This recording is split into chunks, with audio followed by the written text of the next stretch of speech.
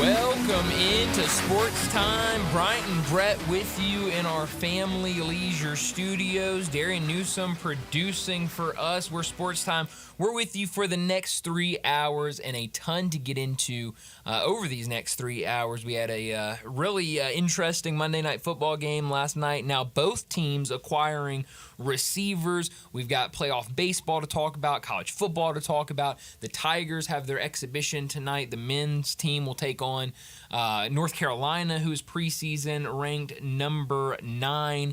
And then the women's team will face off against South Carolina, who obviously won the national championship last year. So should be a fun night at FedEx Forum, but plenty to discuss over these next 3 hours. How's it going, Brett? Going great, Bryant, and tonight a lot of star power from the Carolinas, North and South, right. Both well represented in Memphis, and hope to start of something really special with St. Jude wanting to build this into, something like the Maui Classic or even better. I sure hope so. And we're going to see teams that are expected to do real well in their conference. I just got this from Bet Online in Las Vegas. You want to hear conference odds? Please. AAC Conference, Memphis picked to win. Never mind what that media thought. Right. Vegas, I listen to them a lot more than I do the media. 8-5 plus 160. Second, UAB 5-2 plus 250. Wichita State third 7-1. North Texas 8-1. Florida Atlantic 10-1. You can't, but I'd sure short that. Charlotte and South Florida 20-1, both 20-1.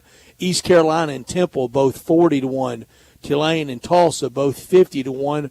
Rice and UTSA, 100-1 for both of them. The Atlantic Coast Conference sounds the same but a little different, with some alphabet soup there.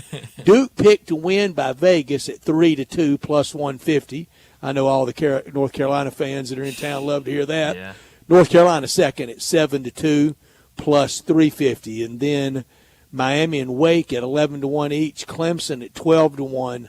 Louisville, with what they went through last year and all the changes there, 16-1. NC State 22-1, and all the way down to Cal at 100-1. Yeah, I don't have much. Nothing says Tobacco Road like Berkeley does. Yes. That ACC tournament's going to hit a little different this year when you got Cal and SMU in a first frequent round flyer miles, won't it? Oh, absolutely. It's and Pitt 33-1 in the ACC. Virginia 22-1. Big 12. The pick was Houston.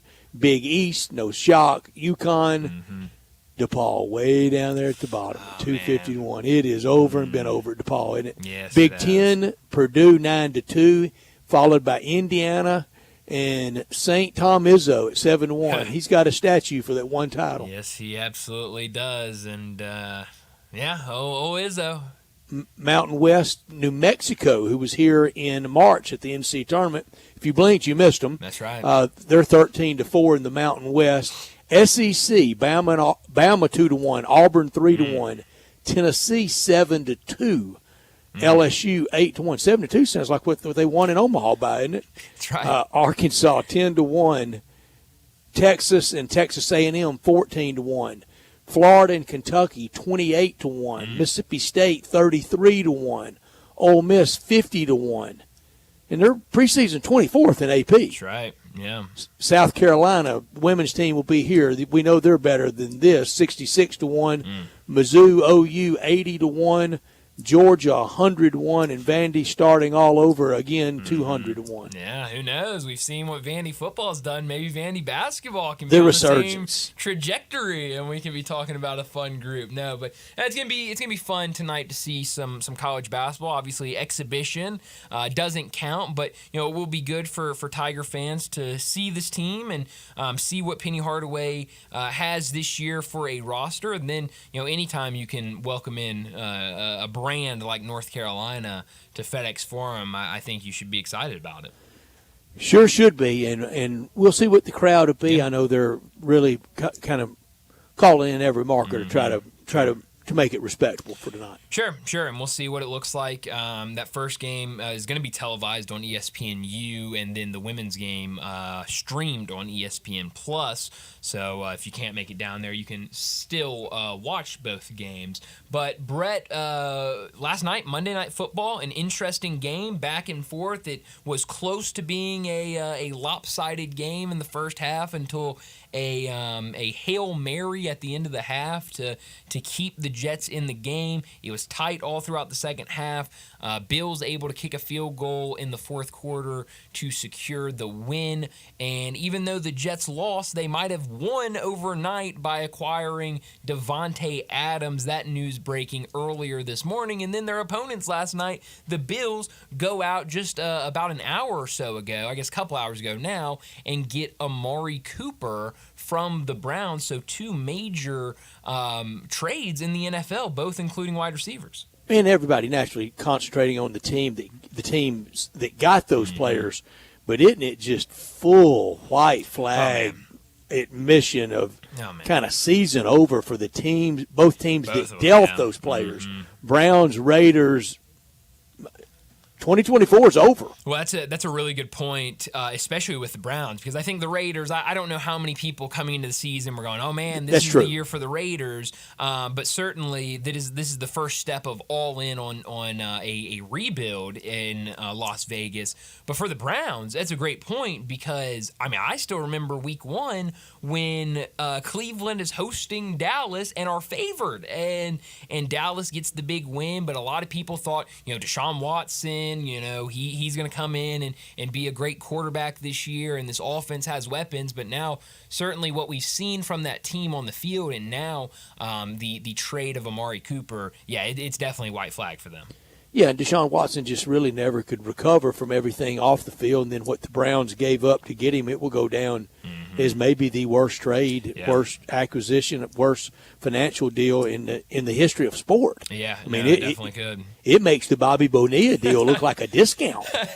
No, it absolutely does, and a lot of people thought that was going to be the answer, and we'll have Deshaun Watson payday for a lot of years. Man, which is crazy. And it's big numbers, and you just wonder if the Haslams are telling Kevin Stefanski, you play him, you stick with him, and you just wonder if Kevin Stefanski and his representation is going, okay, I'm going to follow these orders, but I need to be guaranteed I'm back next year, because if I'm not back next year, this guy's not getting it done. Oh no, that's a really good point, and I think a lot more questions than there are answers for that group right now. But going back to this Monday Night Football game, Brett, what did you think of the Jets? I've heard a lot of different commentary on the Jets last night. Ultimately lose. Your thoughts on how they looked last night? I'm going to go with what Bill Belichick said about them. It's the same old Jets.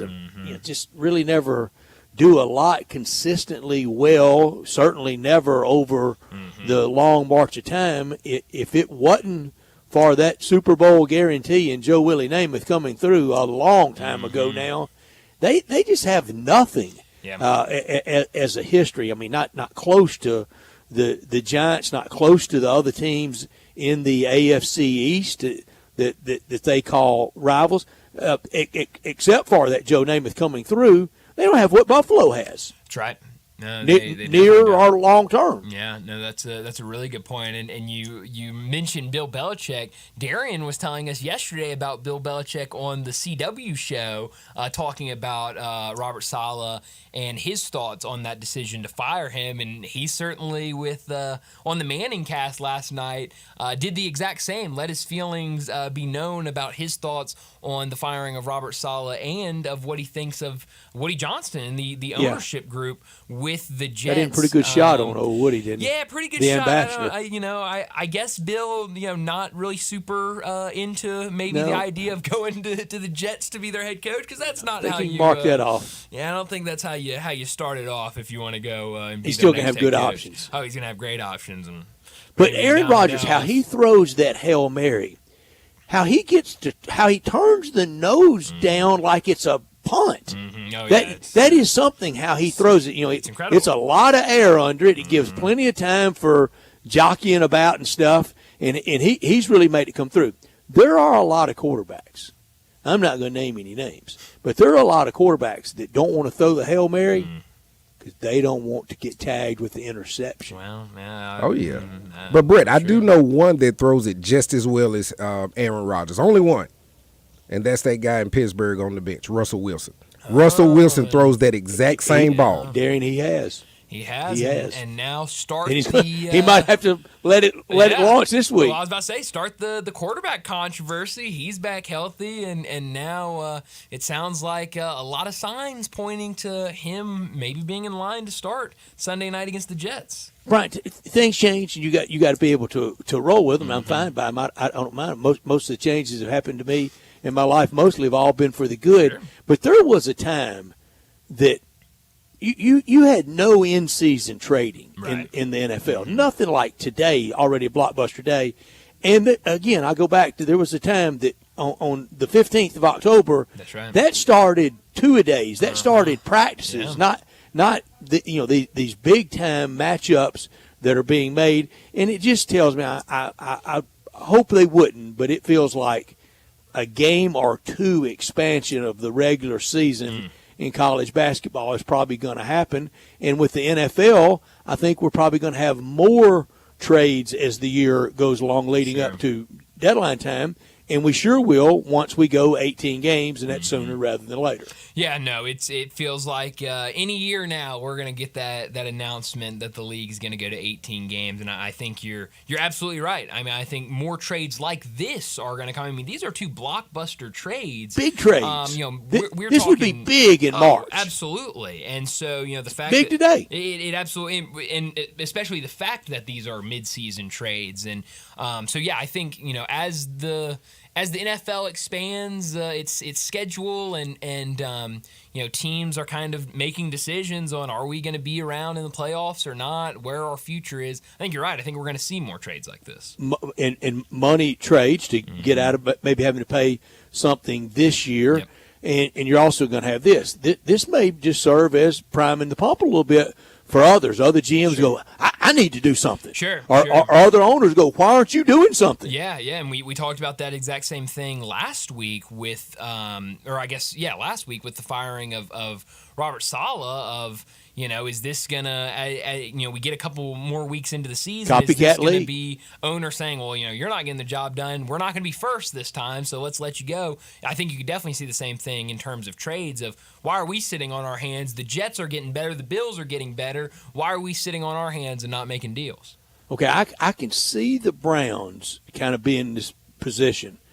But commitment to excellence with the Raiders is long over. It's very long over, and you just look at this team. It seems hopeless. It absolutely does. I mean, I was just saying. You look at this organization from top to bottom, and there's just no bright spot anywhere. I mean, there's no hope for the future. And nowhere to move to anymore. No. Well, you're here. About out of moves. You're here, and heck, I mean, watching that Steelers game on Sunday, I think we predicted this on Friday when we were talking about the game. It was like a Steelers home game. Mike Tomlin's out there waving at the fans, clapping at the fans. I mean, it was like we were playing the game in Pittsburgh and we're in Las Vegas. It's not good. It's become kind of like L.A. That's a great comparison. It's become very similar to L.A. And that's an amazing thing to look at the NFL standings. There are a couple teams that it's kind of self-explanatory why they're one and whatever. Sure. I mean, Cleveland, okay, Tennessee, Jacksonville. Why are the Rams 1-4? I mean, injuries, but still 1-4. Still think with great injuries coach. they should be better than that. And I know a year after they don't have Aaron Donald. Sure. But bottom dwellers behind Arizona. Yeah, hard to believe. It's crazy. That's the NFL really for is. you, though. I mean, it's a lot of good teams out there, and I think this has been a really fun season already. We talk so much about the fun year it's been in college football with all the crazy games and upsets. NFL's been right there. I mean, there have been some great matchups and some great games in the NFL. So it's been a lot of fun to watch. But we'll talk a lot more NFL here in a couple hours at 5 o'clock when we talk with Bo. So let me go ahead and set up today's show before we get to top and not top story of the day. 3:30, Matt Infield from Action News 5 will join us to talk the Tigers. We'll talk a little bit about that game last week against USF in Orlando, his thoughts on the game, his thoughts on this weekend's game against North Texas, and we might get into a little bit of tonight's exhibition against North Carolina with them. 3:45, we'll talk some baseball as we had 2 games last night, only 1 game tonight. Yesterday, we talked a lot about the Mets game. It went final a little bit after we got done with the show, and then last night, Yankees with a win over the Guardians, 5-2, that final score. So we'll talk about both those games and a little bit about tonight's matchup. 4 o'clock, Brent Beard from First Coast News in Jacksonville will join us. We'll talk a lot of college football with him, kind of a look around the weekend, some really, really fun games, get his thoughts on all of the chaos from the weekend. 4:30, what we know now in college football and the NFL. After a busy weekend, our takeaways from the weekend in both college football and the NFL. 4:45, big number of the day. 5 o'clock, Bo Marchant. He joins us to talk the NFL. 5:30, we get to what's trending, and at 5:45, we'll wrap up today's show like we always do with Crunch Time. Let me remind you, we're in our Family Leisure Studios where family and fun come together. It's the world's biggest spa sale going on now at Family Leisure. Save thousands on in-stock hot tubs ready for delivery. Spas starting at $28.99. Cold plunges at $39.99. Swim spas starting at $17,499. Special financing is available, and don't forget about the huge discounts on all in-stock above-ground pools too, and all patio furniture. It's priced to move. So head over to Family Leisure, 2120 Whitten Road, just north of I-40. Darian and Grayson keeping us under control in the control room. He's Brian. I'm Brett. We're with you until 6 o'clock. We're Sports Time, and we want you to be a part of our show at 901-360-8255. That's the Sissy's Log Cabin text and talk line. Always in our Family Leisure Studios, and always this hour brought to you by the great people at Lexus of Memphis at 2600 Ridgeway and online at lexusofmemphis.com. Give them a call at 901-334-9673. They've got great offers on all remaining 24s and all the 25s starting to roll in, and always special leasing options. Driving luxury and confidence knowing that every new Lexus comes with complimentary first and second maintenance services. Stop by the one and only Lexus dealership in town at 2600 Ridgeway and put yourself in the driver's seat of the all-new 2025 flagship LS500. You'll be driving in style. When you purchase a Lexus, you get top-of-the-line engineering and design, and they make for the luxury driving experience.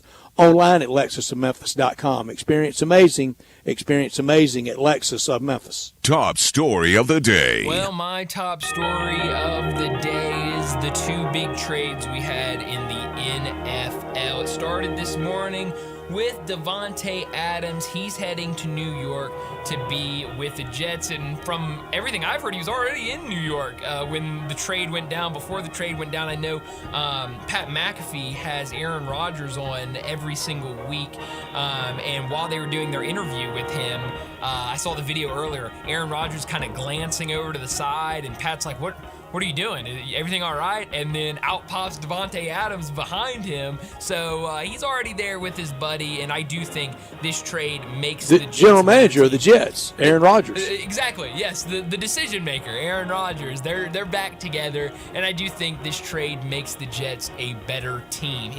A all-pro receiver in Davante Adams helps any team, but certainly the Jets, where once you got past Garrett Wilson, Allen Lazard, it was a lot of questions of who does the ball go to in terms of receivers. Well, now you've got a can't-miss threat in Davante Adams. And then shortly after that, later this afternoon, we got the news of Amari Cooper moving from the Browns to the Bills. It never really felt like Amari Cooper was super satisfied being with the Browns, and I guess it's hard to be when the Browns are usually just very mediocre.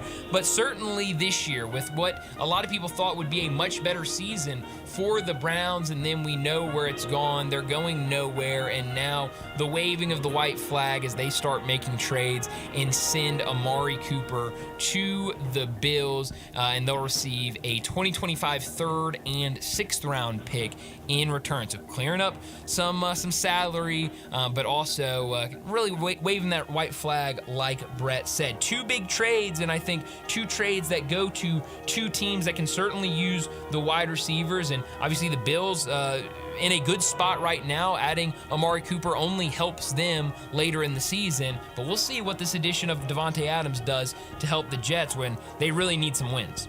So, Brian, we got all these Packers back together with the Jets. Yeah, that's right. Tell me what they won with the Packers. Well, yeah, it's a good point.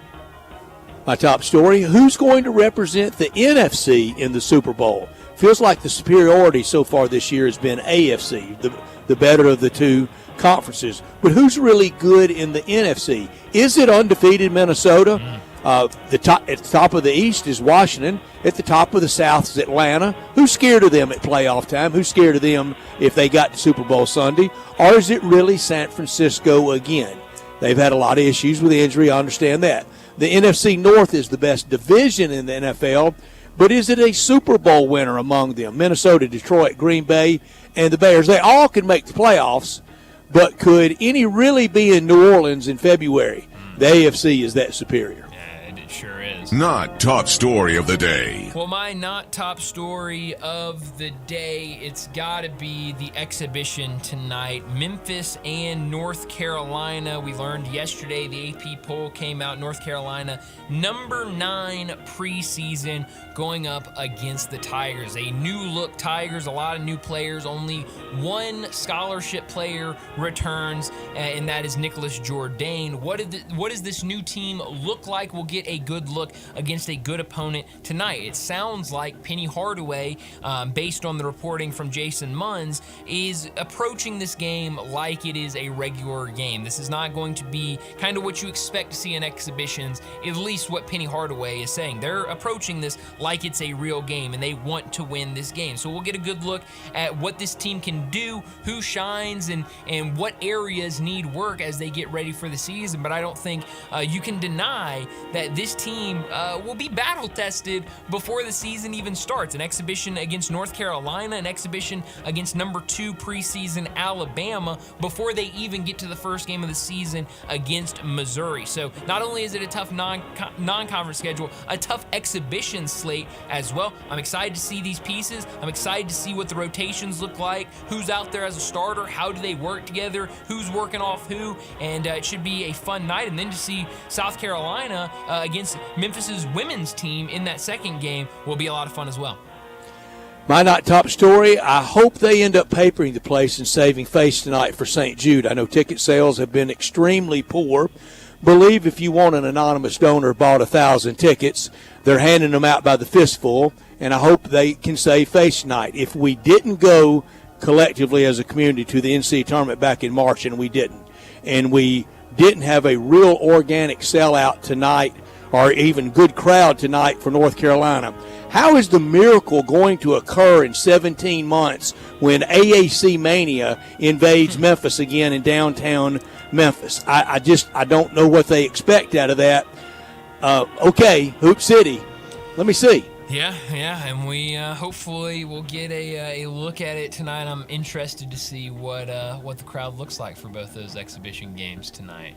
That'll do it for top and not top story of the day. Let's go ahead and get to our first break. And when we come back, we got a lot to talk about, a lot of Tigers with Matt Infield.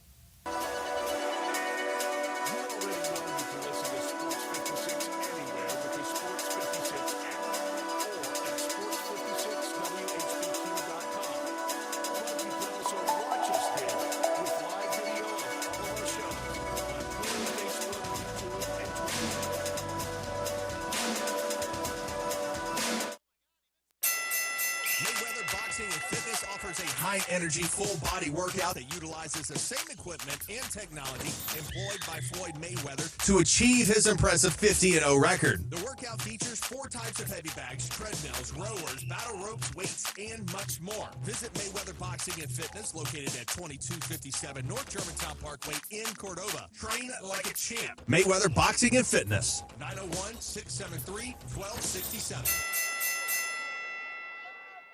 You're a contractor and you need concrete coating and supplies in Memphis fast, and you get this answer? I think we can order that stuff, but you're going to have to wait a few days for delivery. Why wait? Get your concrete coatings and supplies now at TSS Supply, where everything you need is in stock. If you're working in the tri-state Tennessee, Arkansas, Mississippi area, everything you need for concrete coating is at TSS Supply, 5665 East Rains Road, Memphis. TSS Supply specializes only in concrete coatings and supplies all in one place. If you're looking for a particular item, need large quantities, or just have general questions, call 901-729-0565, 729-0565, or you can email your question to Brad at tsssupply.com. The friendly, knowledgeable folks at TSS Supply have over 150 years combined experience in concrete coatings, materials, and supplies. Contractors, are you in town for a job or getting ready to do a job for a customer during their holiday shutdown? Then you should visit TSS Supply for your concrete coatings and supplies. Why wait for materials when TSS Supply has everything you need in stock and they can get it to you today or within 24 hours? TSS Supply, 5665 East Rains Road. At your house or your office building? Impossible! Not call Wilson's Pro Wash. Your house, fence, driveway, warehouse, store, hotel, even cars and trucks can all be squeaky clean and beautiful after pressure washing by Wilson's Pro Wash. Wilson's specializes in cleaning all hard surfaces, concrete, stone, brick, and mortar, even wood and vinyl siding. Then Wilson's can seal their surfaces so they stay looking brand new. Call Wilson's Pro Wash, 901-524-6799, or online at wilsonsprowash.com.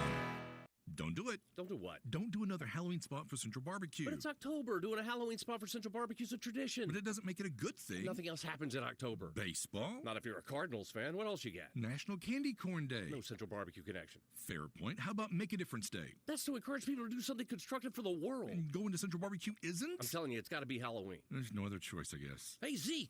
Yeah? This year, give the kiddies ribs on Halloween. They love that. Seriously, next year, something new. Admit it. When you start thinking about tastes of Memphis, you think treats, sweets. You think Dinstall's. For 122 years now. What is that, 5 generations? When people wanted something to bring to a party that will just make everybody happy, they bring out Dinstall's. 122 years of cashew crunch, of heavenly hash, of turtlettes, of their award-winning fudge. That's worldwide. It's known that well. Then there's the milk chocolate. It all starts there. There's the double-dip peanuts. And then every fall, those famous chocolate-covered strawberries with that fondant. And they won't tell you what's in the fondant, but it makes it oh so special. And easy to get to. 5 locations. There's where they make the candies in Pleasant View. There's Germantown. There's Collierville. There's even one downtown and in my neck of the woods in Laurelwood. You know what? 122 years made in Memphis and enjoyed by the whole world. Dinstall's.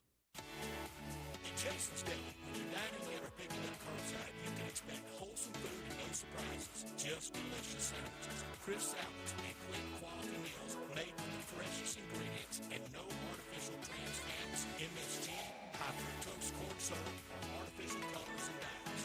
Around here, a lot of thought goes into what we put into our food and what we take out of it. Because you're not just taking a bite, you're getting a taste of who we are. New items are constantly being created to expand our menu for all tastes and special diets, vegan and gluten-free options available, convenience, and on-time delivery you can count on. It's just a click away at jasonsdeli.com. So whether you need to feed 5 people or 5,000, the team at Jason's Deli, they have the credentials and the commitment to keep you satisfied.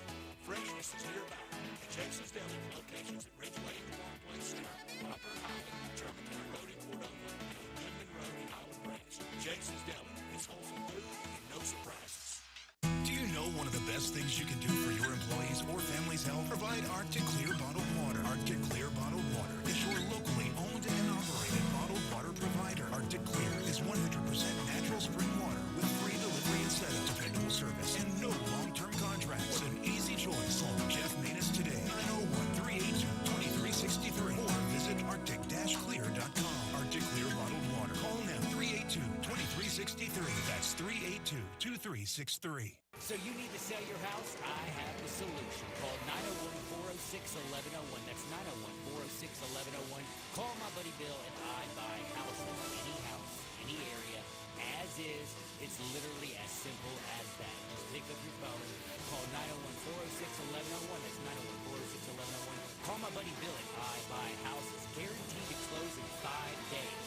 If you need to sell your house fast, call Bill at 901-406-1101. That's Bill at I Buy Houses. Sports 56 traffic. Good afternoon. A couple of accidents in their clearing stages out here as it starts to pick up already in the Midtown area on 240 southbound at Lamar, working your way down past Norris. I can still see slow traffic over in Arkansas on 40 westbound before you get out to Forest City, so give yourself a little extra time over there. They had a wreck earlier. Traffic's on the increase already as you come off 240 onto 385 Bill Morris Parkway. At the Humane Society of Memphis, Shelby County, you can adopt a pet and change a life. For more information on the animals that are up for adoption, log on to memphishumane.org. I'm Commander Chuck with your on-time traffic.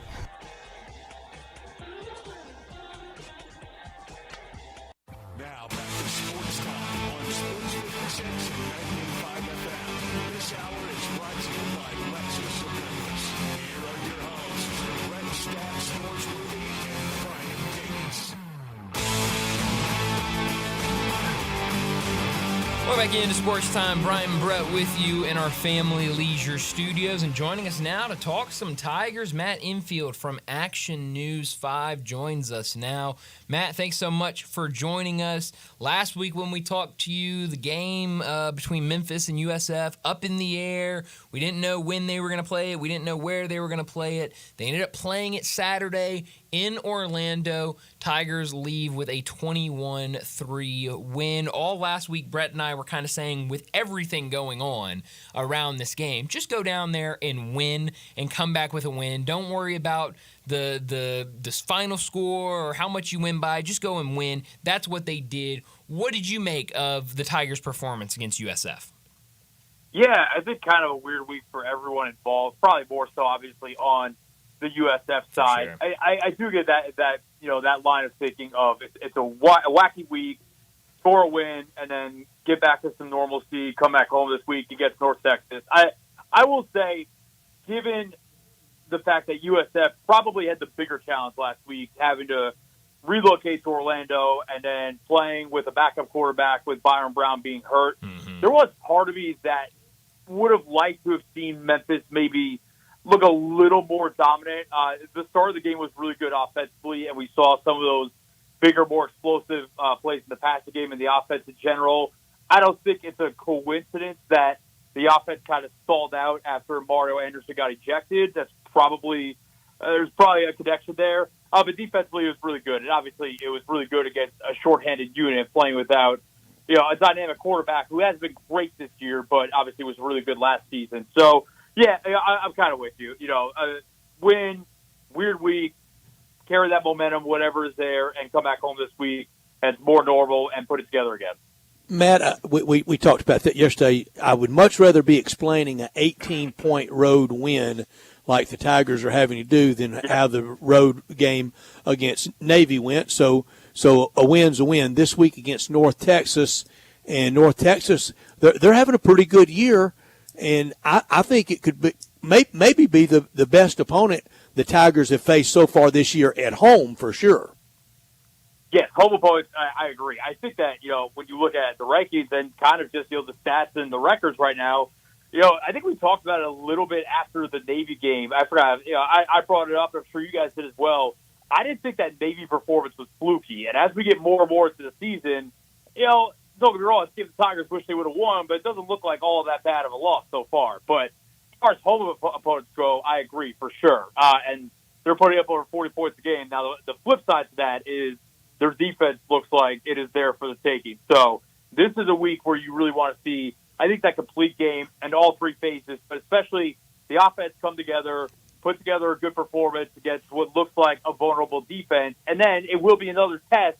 I think it might be the best test so far for this defense to see how legitimate they are. Because, we talked about the Navy game and how putrid that performance was, but we also did take into account the fact that the Navy offense is one that you're probably not going to see the rest of the year. And it's such a unique challenge, and they've added the wrinkle of being able to throw the ball downfield this year. So you get a little bit of a pass with that, but this is going to be a little bit more of a traditional look and, something you're going to see down the road. So I think this is going to be a really good barometer for where Jordan Hankin's group is right now. And ultimately, this opponent this week may end up being the best opponent all year at home.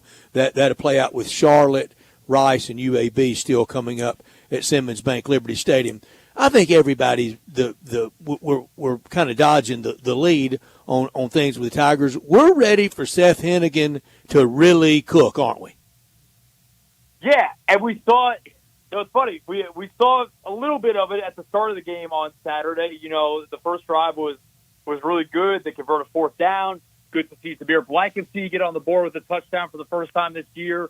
30-yard pass play. That's all good and dandy. Go down. They score on, I think, their third drive. And everything looks great. And then, that's kind of what I'm saying. The offense just hit a low the rest of the game. And, to me, you can explain it any which way you want to. At the end of the day, they, in a road game, and I'm with you, you'd much rather explain an 18-point win than a road loss.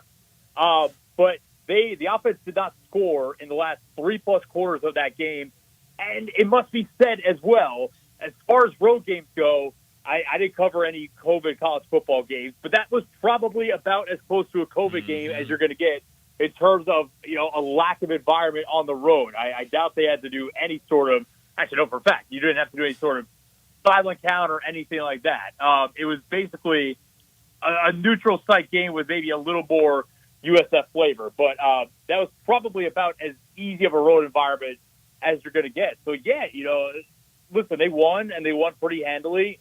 But the offense, I don't think it's controversial to say they have to play better. And, for how dynamic and explosive we all thought they would be coming into the season, most of this year they've looked pretty average, if we're just calling it how it is. Yeah, no, absolutely. And, you look at this backfield and, early in that second quarter, Mario Anderson gets ejected. I thought that was going to really hurt the Tigers with, the lack of depth in that backfield. But they found ways to, get different guys in there, mix it up a little bit. But when you look at that backfield going forward, Greg Duosier, it feels like he's starting to get closer to returning. What have you heard in terms of Duosier?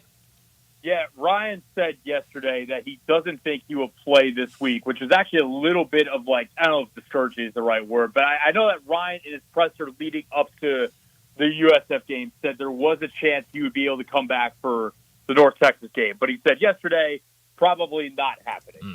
But it does feel like he's getting closer. And, Ryan did make a point yesterday. Duosier showed a lot of explosive ability this year and kind of filled, and he said it yesterday, filled the Sutton Smith type of role. Yeah. So getting him back will be nice. It must be said too. And Ryan said yesterday, the program apologized for what Mario Anderson did, and Mario was apologetic post game when Ryan talked to him and whatnot. They're really lucky that happened the first half of the game, because I think if it happened the second half, Mario would probably be looking at a first half suspension this week. So probably another week where they ride Mario and have Mario as kind of the workhorse back, with Brandon Thomas getting his fair share of touches as well, and then hopefully you get Duosier back for the Charlotte game. But it does feel like he's getting closer. Mm-hmm.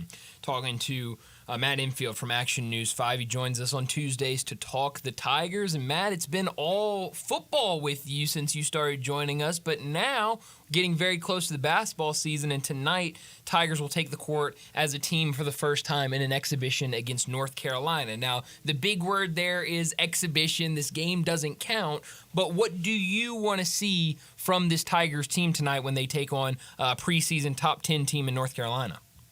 Yeah, so I asked Penny Hardaway about this during AAC Media Days on Sunday night. I basically asked him, do you view this as kind of a house money opportunity, given it's an exhibition? It doesn't affect your record, it doesn't affect rankings, anything like that. Or do you want to see, a good performance? Is there a little bit of pressure to make a good first impression this year? And he said, no, I want to play well. And something big that he pointed out was, for the first time, I guess in his tenure here, he had his entire team on campus on June 1st, I think it was. So they've been together for over 4 months now. I'm sure there's some little breaks in there, but he feels like they built up chemistry and cohesion, and the standard's been set.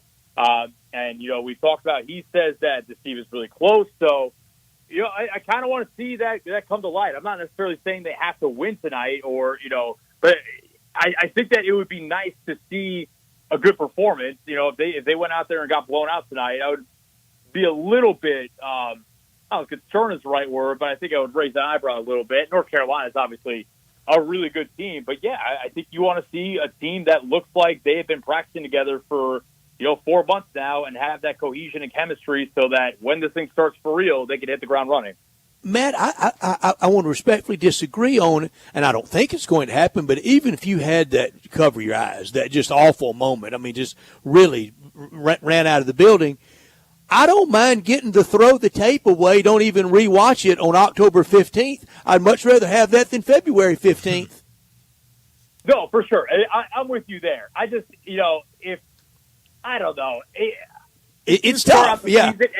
If they lose by 30 tonight, I just don't think that's a good tone setter. They're not going to, but it must be said. Like I said, North Carolina is the number 9 team in the country. They are really, really good, and I'm sure that they are expected to win this game tonight. I want to see a group that looks like they're connected and plays on both ends of the floor, which neither of those things were hallmarks of last year's team, as talented as they might have been. That's true. It's why tonight really is just, you can almost take anything. If they look great and won by 10, well, look out. Here comes the Tigers rest of the year.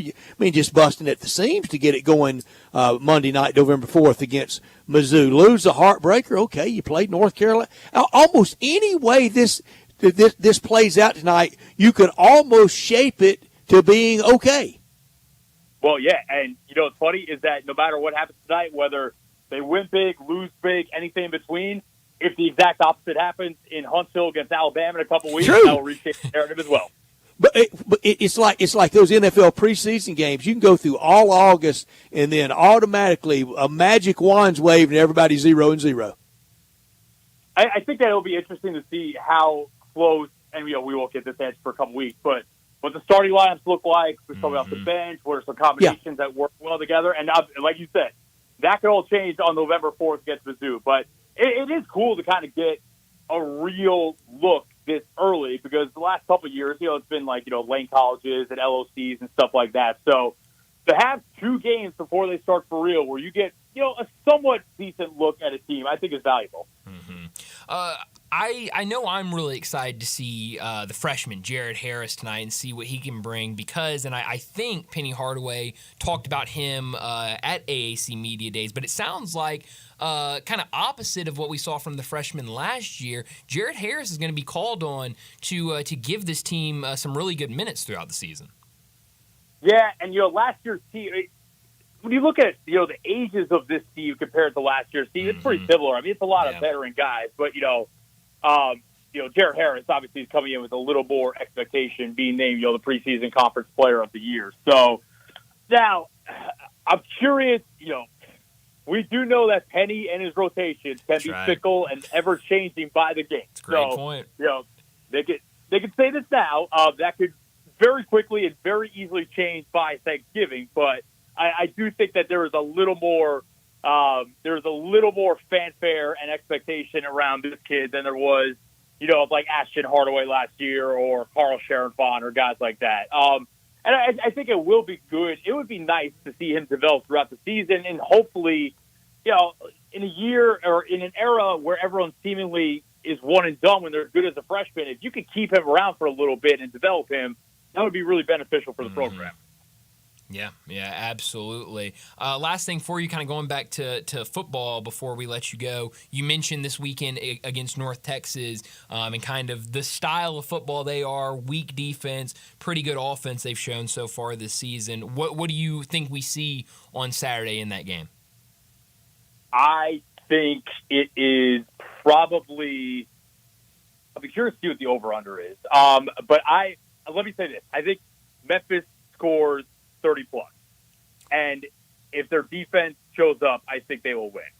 Because I think that – I don't think what we've seen from the defense this year is fluky at all. Has the competition always been fantastic? No. But I think that there's a lot of talent on that defense. And, again, Navy game aside, they've played pretty well together. So I think that The offense finally has that game where they really put it all together. They score 30-plus, and the defense does just it up, and they win.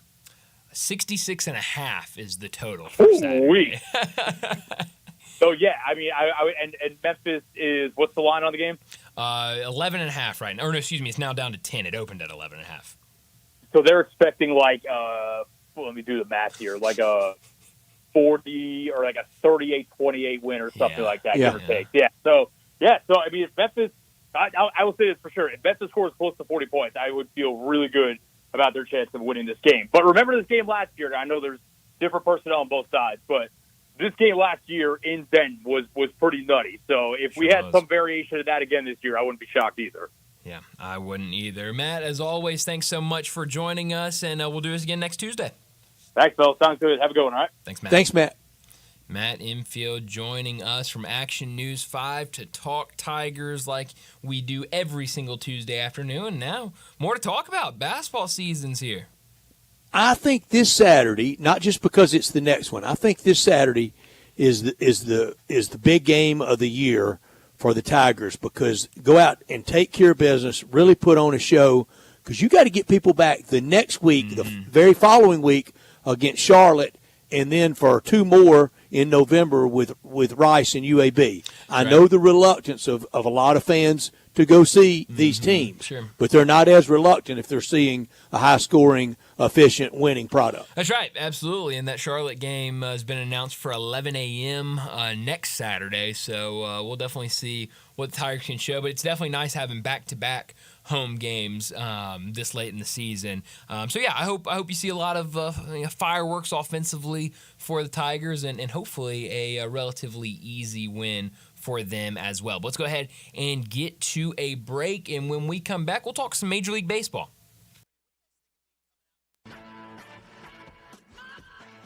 Start your day with Sports 56 Mornings with Greg Gaston and Eli Savoy. Weekday mornings from 7 to 10, right here on Sports 56 and 98.5 FM. Need good food fast? You need 901 Eats to Go in Bartlett. Meat in 2 sides, chicken wings and tenders, cheeseburger, Philly cheesesteak, even catfish, plus sides and drinks. 901 Eats to Go has everything you want when you want it at prices you can afford. Call 901-417-8232. Pick up, DoorDash, Uber Eats, or online at 901eats.com. That's Eats with a Z. Delicious and convenient. 901 Eats to Go. 3135 Kirby Wooden Road in Bartlett. Good food fast. Ken Garland, you are in your 72nd year of business. Your son William is now joining you. What do you think is the key to your longevity in the building business? My dad started the business in 1965, and I think being on the job sites daily and being accessible to homeowners has been a key to our success. You guys have a work ethic, as you like to say. You're not hiring people to be on the site. You guys are there every day. We interact with the subcontractors multiple times a day on each job site. I think that has been a key, as well as using the same subcontractors 20-plus years in most cases. When you talk about materials, what is the first thing you're thinking about when somebody comes to you to build a home? We're just trying to meet the expectations of the client and the homeowner and the architect and give them what their dream is. When you get a Ken Garland home, what do you guarantee? We'll be there after the job is finished. We're still accessible to all our clients. Now I need to know, how do I get a hold of Ken Garland? You can reach us at kengarland.com. Case IH is a proud supporter of the Mississippi Farm Bureau, and thanks to a membership benefits partnership, Mississippi Farm Bureau members receive a discount of up to $500 on every qualifying Case IH tractor and piece of equipment you purchase.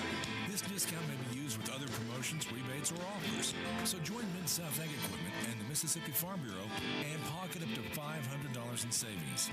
Call Mid-South Ag at 662-890-3141 to get your discount today. Hi, this is Lauren Choate, Choate's Air Conditioning, Heating, Plumbing, and Generators. Right now, we're offering our Choate's Comfort and Safety Special. For a limited time, when you purchase a $99 tune-up, or if Choate's performs a repair, you'll receive a free 1-year standard fan plan membership at $400 value.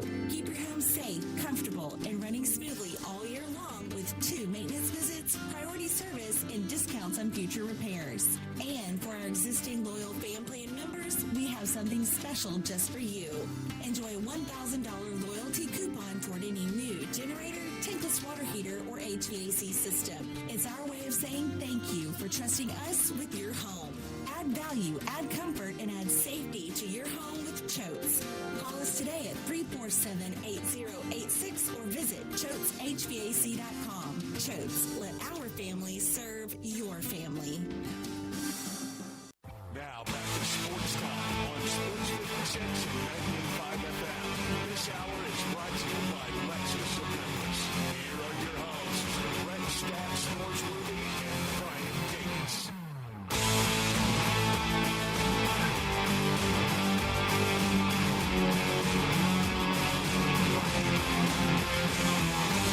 Welcome back into Sports Time. Bryant and Brett with you in our Family Leisure Studios as we got a couple minutes left in this first hour, and we just talked a lot about the basketball game tonight, the exhibition. Something that we haven't touched on is this story Jason Munns put out earlier. I believe he put it out yesterday. He had a sit-down conversation with Penny Hardaway at AAC Media Days, which I haven't even talked about my thoughts on AAC Media Days. I did not like how they did it. They did it Sunday, but then ran it on Monday. It's very strange. Some of the decisions the AAC is making. It's the AAC. Yeah, it's very strange. But this story, a sit-down interview Jason Munns had with Penny Hardaway, where he was very transparent and I think very open about a lot of different topics. Yeah, and this quote from Penny Hardaway in that story on how the Tigers' seventh-year coach feels about his job, his future job prospects, the fans, the anonymous letter, the Dandridge situation. In this quote, some of the stuff I did, I should not have done, but all I ultimately want to do is win, end of quote. That's not much of a defense. No, it is not. Very few NC committee members or anywhere are his own administrators at the University of Memphis. Well, I broke this rule, but I want to win. Sure, that's everybody. We all want to win. Cheated. I mean, everybody's doing it for a win. It's I don't think the perfect defense, but it is an interesting story by Jason Munns. They cover a lot of different topics. Like you mentioned, his comments a year ago about wanting to coach in the NBA, the late staff changes, the anonymous letter, even the NCAA investigation, which he went out and said that, and I did not know this before reading the story by Jason Munns, but the issue that happened, I guess he got the violation last year that sat him out the first 3 games of the season, where he did an in-home visit with a recruit in 2021. He said it was Jacoby Walter, who played at Baylor's, now got drafted with the Raptors. I had no idea it was Jacoby Walter, great player. And so we learned that. But a lot of good stuff over at the Commercial Appeal. Go check out Jason Munn's story because some really good stuff in there. Yeah, I think the issue that's going to ultimately be one that's just, if you get any pass from the Malcolm Dandridge academic stuff, if they can avoid trouble with that, then they've dodged a big one. And I just don't see how with NCAA really the last few things they can really control is eligibility academics. Yeah. When they've had to just cede full power to everybody out there with NIL and paying players. It's all legal, so you can't get in too much trouble on that. But I just don't know how they're going to avoid the academic stuff. Yeah, I think it's going to be really tough, and obviously, the anonymous letter, and we've talked a ton about that, but it goes into more detail on kind of what was happening with the academics and Malcolm Dandridge, and he talked about that as well in this sit-down interview with Jason Munns. So yeah, I think that's going to be hard to avoid, but hey, if they can, then that'd be great. But I'm with you. I think it's going to be very, very tough. Not much legal standing of I just cared too much. No, not at all. Not at all. So yeah, we'll see how that all plays out, but a really good story. Before we get to a break here, Brett, last couple minutes, I do want to talk, since we're a little out of time, we can talk more about tonight's game a little bit later, maybe at 5:30 during What's Trending. But last night's game. We talked a lot about the Mets and the Dodgers. That was going on. The bulk of the game happened while we were doing the show, where the Mets jump out, get a big lead over the Dodgers. 7-3 that final score. 1-1 now the series. It'll go back to New York. But last night in the Bronx, Yankees start off with a win over the Guardians 5-2. Carlos Rodon was great. 9 strikeouts in 6 innings. Only 3 hits, 1 earned run. You had Juan Soto and Giancarlo Stanton both hit home runs. Yankees looked good last night. They did. 3 in the third, 1 in the fourth, and 1 more in the seventh, and that was plenty to stand up. 5-2 winners over Cleveland, and it just looked like the Yankees have a lot more than Cleveland. Yeah, it does. For one game. Sure, and we'll see what happens tonight, but Garrett Cole going to be on the mound for the Yankees, and so has that feeling of looking like a lot more again tonight. Yeah, you look pretty good when you're the Yankees, and we knew that. I mean, we knew coming in, we knew the guys they had on the roster, the guys that they brought in via trade, via free agency, whatever it might be, they had a loaded team, and I think the question has been for both the Yankees and the Dodgers throughout the season, and certainly postseason, is when are they going to show us all of that money that they put out there for this team? When was it going to show like they were a dominant team? And I think we saw that last night with the Yankees. They just looked far better than the Guardians, and we'll see if that can continue into tonight with another win. That would certainly make them feel good as they head back to Cleveland for the third and fourth game. But we'll see. We'll see if they can pick up that win tonight. And another Cardinal contributing into postseason, Luke Weaver. How about that? Oh, Brett, the Cardinals everywhere. Cardinals everywhere. Just no St. Louis anywhere. So I don't know. But we'll talk a little bit more about the game tonight. We'll probably come back to that during What's Trending at 5:30. But we got to get to a break and wrap up this hour. And when we come back, we're talking college football with Brent Beard.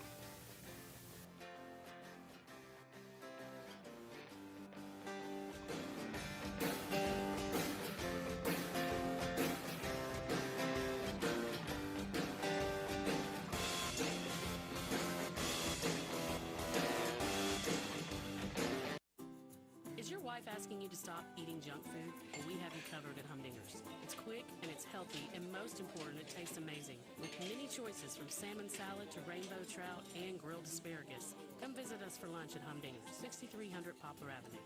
So good, Coach Penny eats with us weekly. Don't forget, Humdinger's offers full-service catering for weddings, social events, or your corporate lunches. You can call 901-260-8292 to find out more.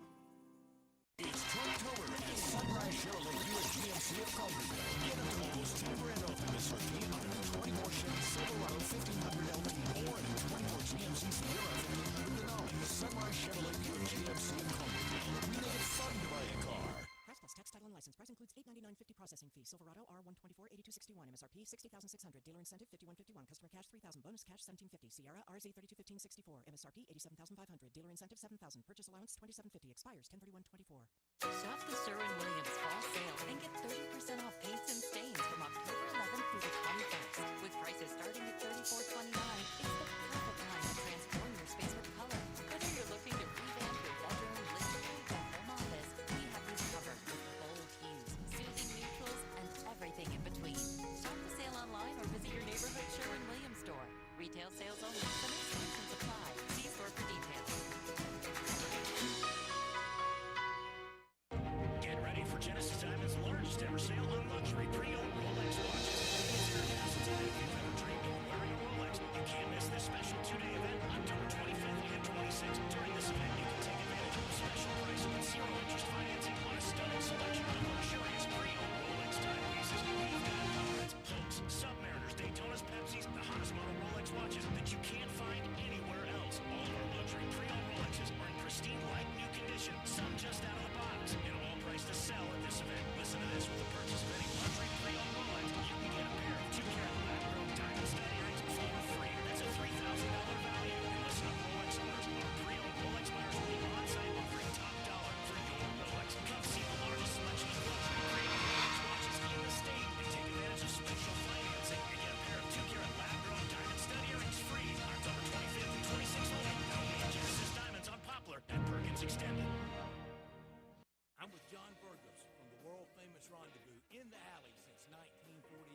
Brett, we have catered parties all over this country and all over the world, from Singapore, Australia to Central Park in New York. But many people don't realize how much we do locally. For holiday events, office parties, tailgating, birthday parties, you can't do better than the Rendezvous. For example, you can get a cheese and sausage tray for 15 to 300 people for $3.75 per person. You can even build your own nacho bar for $10.50 per person. All you need is a minimum of 15 people. In many cases, we can arrange delivery and full-service catering. We've even made it easy to get to-go items. You can just park at our front door in the alley, put on your flashes, and we'll get you going ASAP. For all your catering items and prices, go to hogsfly.com, click on menu, and drop down to catering. Thank you, John. The Rendezvous, Mr. Charlie Burgos' Rendezvous in the alley since 1948 and celebrating its 75th year.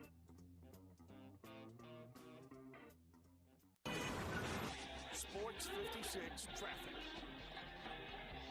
Good afternoon. It's looking a little bit better now on 240 East up by Poplar, where we had that collision a little bit earlier. It did have some debris on the ground as of a few minutes ago. As it builds over there on that side of town, 240 as you get on to 385 Billmore. Parkway still looks good out towards Collierville. It's cranking up a bit there through Midtown on 240 South, right at South Parkway. At the Humane Society of Memphis, Shelby County, you can adopt a pet and change a life. For more information on the pets that are available, check out their website at memphishumane.org. I'm Commander Chuck with your on-time traffic.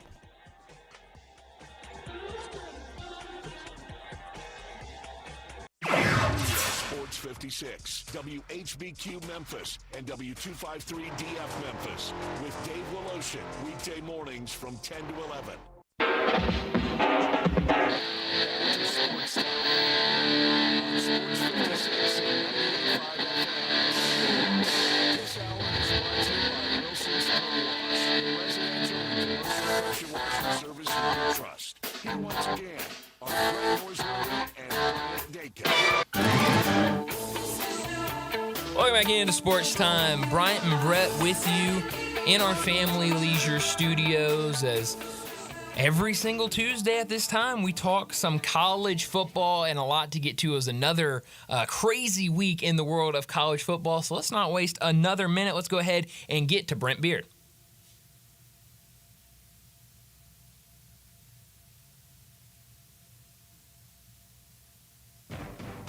College football talk every Tuesday with Brent Beard, Heisman voter, and on Twitter X at Brent Beard. SEC, ACC, AAC. We talk it all with Brent. Here's Brent Beard with Bryant and Brent. Brent Beard joining us now.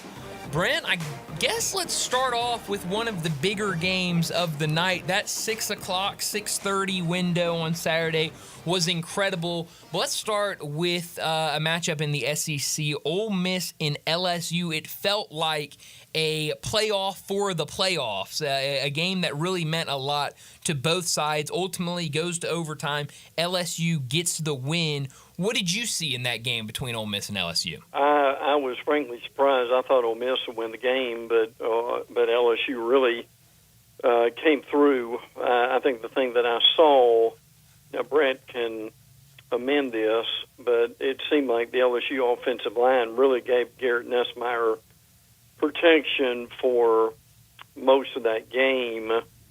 Whit Weeks on the defensive side of the ball had a really good game too. They've got probably some underrated, like Kyron Lacey, wide receivers at LSU.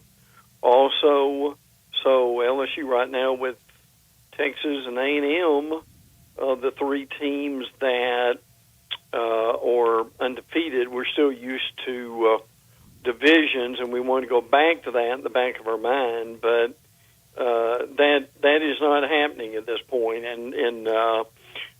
But look, there's still playoff chances for both of these teams. But yes, it was, among other games, a very good one. And this week it leads into another kind of playoff for the playoffs, with one-loss Alabama going to Knoxville against one-loss Tennessee, two-loss Arkansas hosting one-loss LSU. That LSU team, Brent, it was good. It was better. It won, fine, but it's not vintage LSU. That offensive line did play well, especially after the first quarter. even the kind of the near misses. Almost got to him, got the tip ball early in the game for Ole Miss, but after the first quarter, they made some adjustments and really put him in a pretty comfortable position. But I don't think this is vintage LSU, and it was supposed to be vintage Ole Miss. Yeah, I agree. I don't, and the LSU beat writers would tell you that it's not vintage LSU because it's not a vintage LSU defense. That they do have the coaches, I think, now that they have brought in, such as Bo Davis on the defensive line. Corey Raymer is certainly there also, but they just don't have the players yet, frankly. But I was, I'm always amazed at Jackson Dart and what he could do. But they were able to tee off on him too and put pressure on him. So, but yes, we've got a thing right now to where one game leads to the other, frankly, and it's another wonderful set of games. I mean, I know you were there, Brett. You couldn't do this, but for the average fan at home and from the television. To go from LSU, Ole Miss, Florida, Tennessee, Ohio State, Oregon was amazing. Yeah, I said it yesterday, Brent. I far preferred a different outcome, but it was some setting. Tiger Stadium was for keepers, and the energy all day building to it. It felt like an all-in or get-out game, and LSU got the win. Here's Lane Kiffin's record on the road. Much has been made about Lane and winning a big game on the road. Now, remember, against a lot of these teams, not many people are beating them. So I'm going to go over it. Right. He's 0-2 at Bama and really hadn't really been in either of those games. He's 0-2 at Arkansas. That one is I think, something that really makes people irritated because that's not Alabama. He's 1-1 at Auburn, hadn't played at Florida, will in November. He's 0-1 at Georgia, got blasted. A lot of people getting blasted by Georgia the last few years. He's 1-0 on the road at Kentucky. He's 0-2 at Tiger Stadium. He's 2-0 against Mississippi State, hadn't played at Mizzou, hadn't played at OU. 1-0 at South Carolina, 1-0 at Tennessee, hadn't played at Texas. He's 2-0 at College Station, and he's 2-0 at Vandy. Okay, so he's had trouble against Bama, Georgia, and LSU. Join the club. Yeah, so is everybody else. And there are a lot of people not real happy with Ryan Day right now either.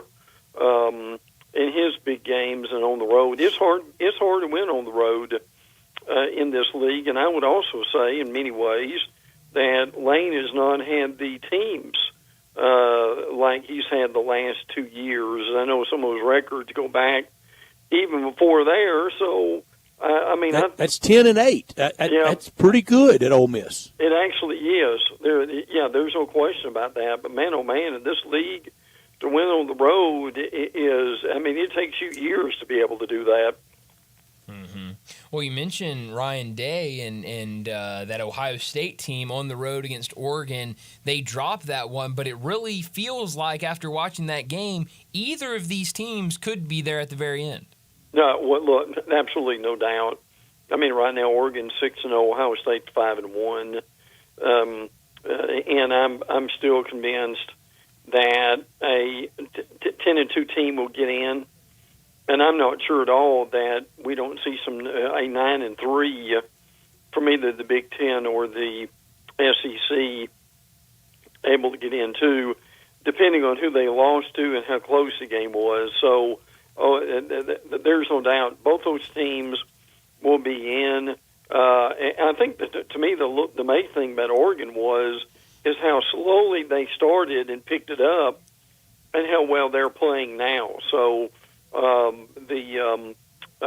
With the addition of these teams, the Big Ten is a different animal than what we've ever seen before. Mm-hmm. No, absolutely. Going to another SEC game earlier in the day, South Carolina almost pulls the upset on Alabama. Back-to-back weeks, 1 week a loss, the other week a scare, and the big reason is this Alabama defense. It has not looked like it is up for the challenge in either of the last two games. How worried are you after these two games for Alabama the rest of the way? What did you make of that game against South Carolina? Well, give South Carolina a lot of credit. I mean, their defense is for real. That Kennard kid on the edge is unbelievable. And that's where, like the NFL, college football is going with. You got to have an elite quarterback, but you really, at this point, also need an elite edge rusher. And that's beginning to, I think, to come in focus. Also, I give the credit where it's due with Jim Dunaway and his crew with this stat from 2014 to 2023. Alabama gave up one 16-plus play touchdown drive, and this year they've already given up 3. Wow. So their front seven, part of the problem is they have not recruited and developed guys in their defensive line like they need to. They've got a lot of young, very talented kids in the secondary, but I mean they were still able to win the game. But your point, Bryant, I mean, I won't go into all of them, but the Alabama defensive stats. I mean, most of these stats that matter.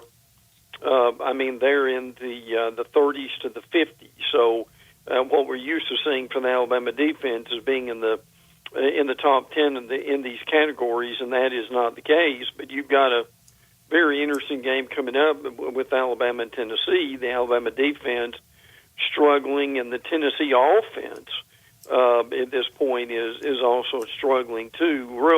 Real blow for the Vols losing Keenan Peely, the linebacker, for the rest of the year. We had way too many season-ending injuries this past weekend.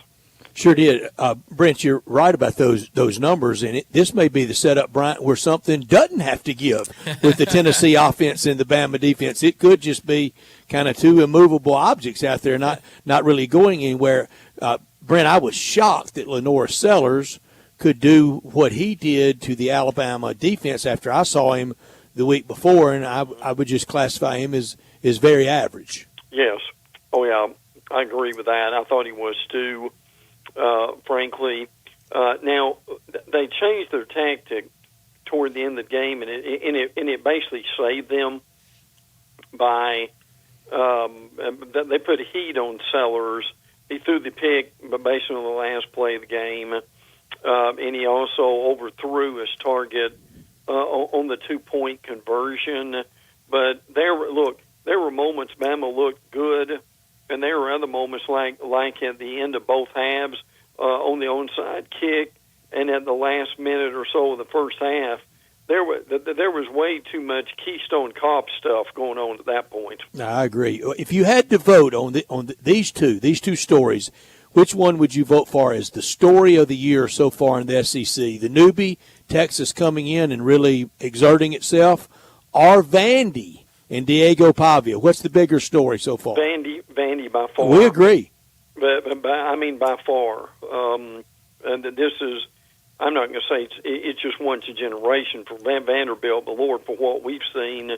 Once in 500 years. It very well may be. It's like some of these storms we hear about. Oh, yeah.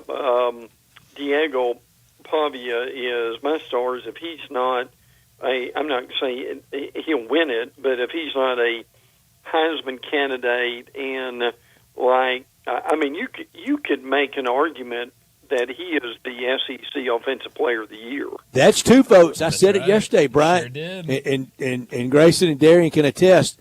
Right now, if I had to vote today, he would be 3rd. I would not vote him to win it. I think I'd go right now with the Boise running back and maybe Dylan Gabriel, maybe Cam Ward, maybe some others. But I think I would want to have Pavia on my balloting. Well, he is and Brian, pay attention to this, not because it's just in your state, but because this is so rare. Mm-hmm. Well, Vandy's kind of in our state. Yeah, that's funny. And Clark Lee, the job that he has done this is a good team. I mean, my Stars. Can you imagine where this thing would be if they were undefeated and they are close to being able to be that? But yeah, Brett, by far, it's the biggest story in the SEC. Yeah, no, I'm having trouble imagining it. Just at this with the 2 losses, and I agree they should. There's a lot of coulda, shouldas out there. They should be undefeated. They beat Ball State. They're 4-2. I don't think they'll beat Texas. They have a real chance on the Plains against Auburn. Diego Pavia, you're not scared down there. No. Then South Carolina at home. To Baton Rouge. I don't know what LSU's going to be by then. Right. But it wouldn't be one of those that Vanderbilt just needs to cancel the trip. And then Vanderbilt Super Bowl, the Big Orange on campus at Vandy. Oh yeah.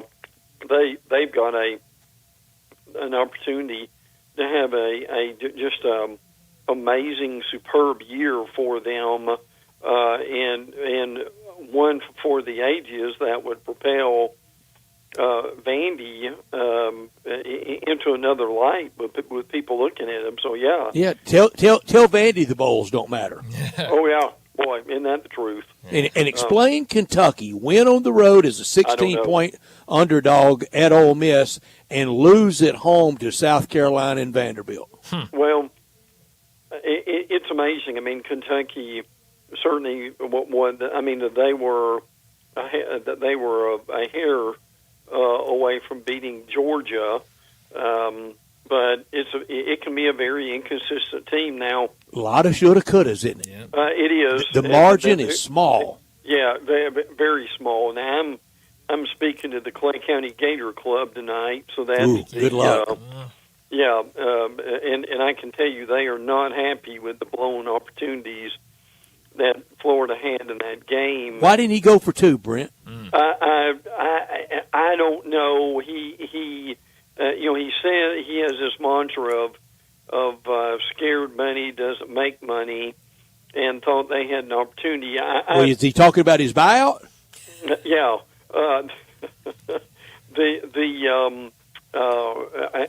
With the way their defense was playing, and look, I won't hesitate to say there were a lot of moments in that game, particularly in the first half. They absolutely dominated Tennessee. I mean, it was not even close.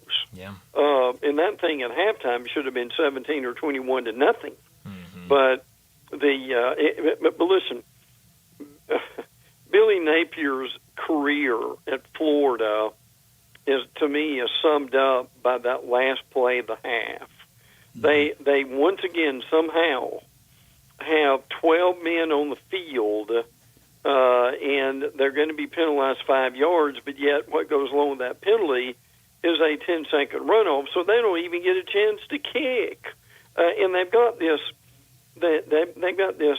I know we talked about this before. This mat that junior high teams, high school teams, you put it down. You have your players stay on the mat when they're about to go in for special teams, so they know who is who and where they're going to be. Count to 11. One more time, they've got 12 men on the field. I mean, who's over there playing Twister that's not supposed to be? That is the and that's a great description of what that is. But see, Napier. What I'm convinced Billy would not be under this pressure right now if he had hired an offensive coordinator and let them do their job, and a special teams coordinator and let them do the same thing. But he never did it. Thought he had to do it. Thought he needed to remind me of Mike Shula back in 2006 when basically Mal Moore said, "We want you to hire an offensive coordinator." And he refused to do it, and he got fired. So, and Kentucky is homecoming, by the way. And I'm going to throw this in here because we do some fun things on this segment. Brent will remember this, and knowing Brent, he probably was there once. For homecoming, Florida used to have this thing called Gator Growl. It was either comedians or bands. And I mean well-known people that came to the stadium, to the Swamp, on the Friday night before the homecoming game, and they would, I mean, the place would about be full. Do you remember what I'm talking about, Brent? I do, Brent. I did not attend. I missed it by a week, a time or two. Yeah. So, but people have been talking about that.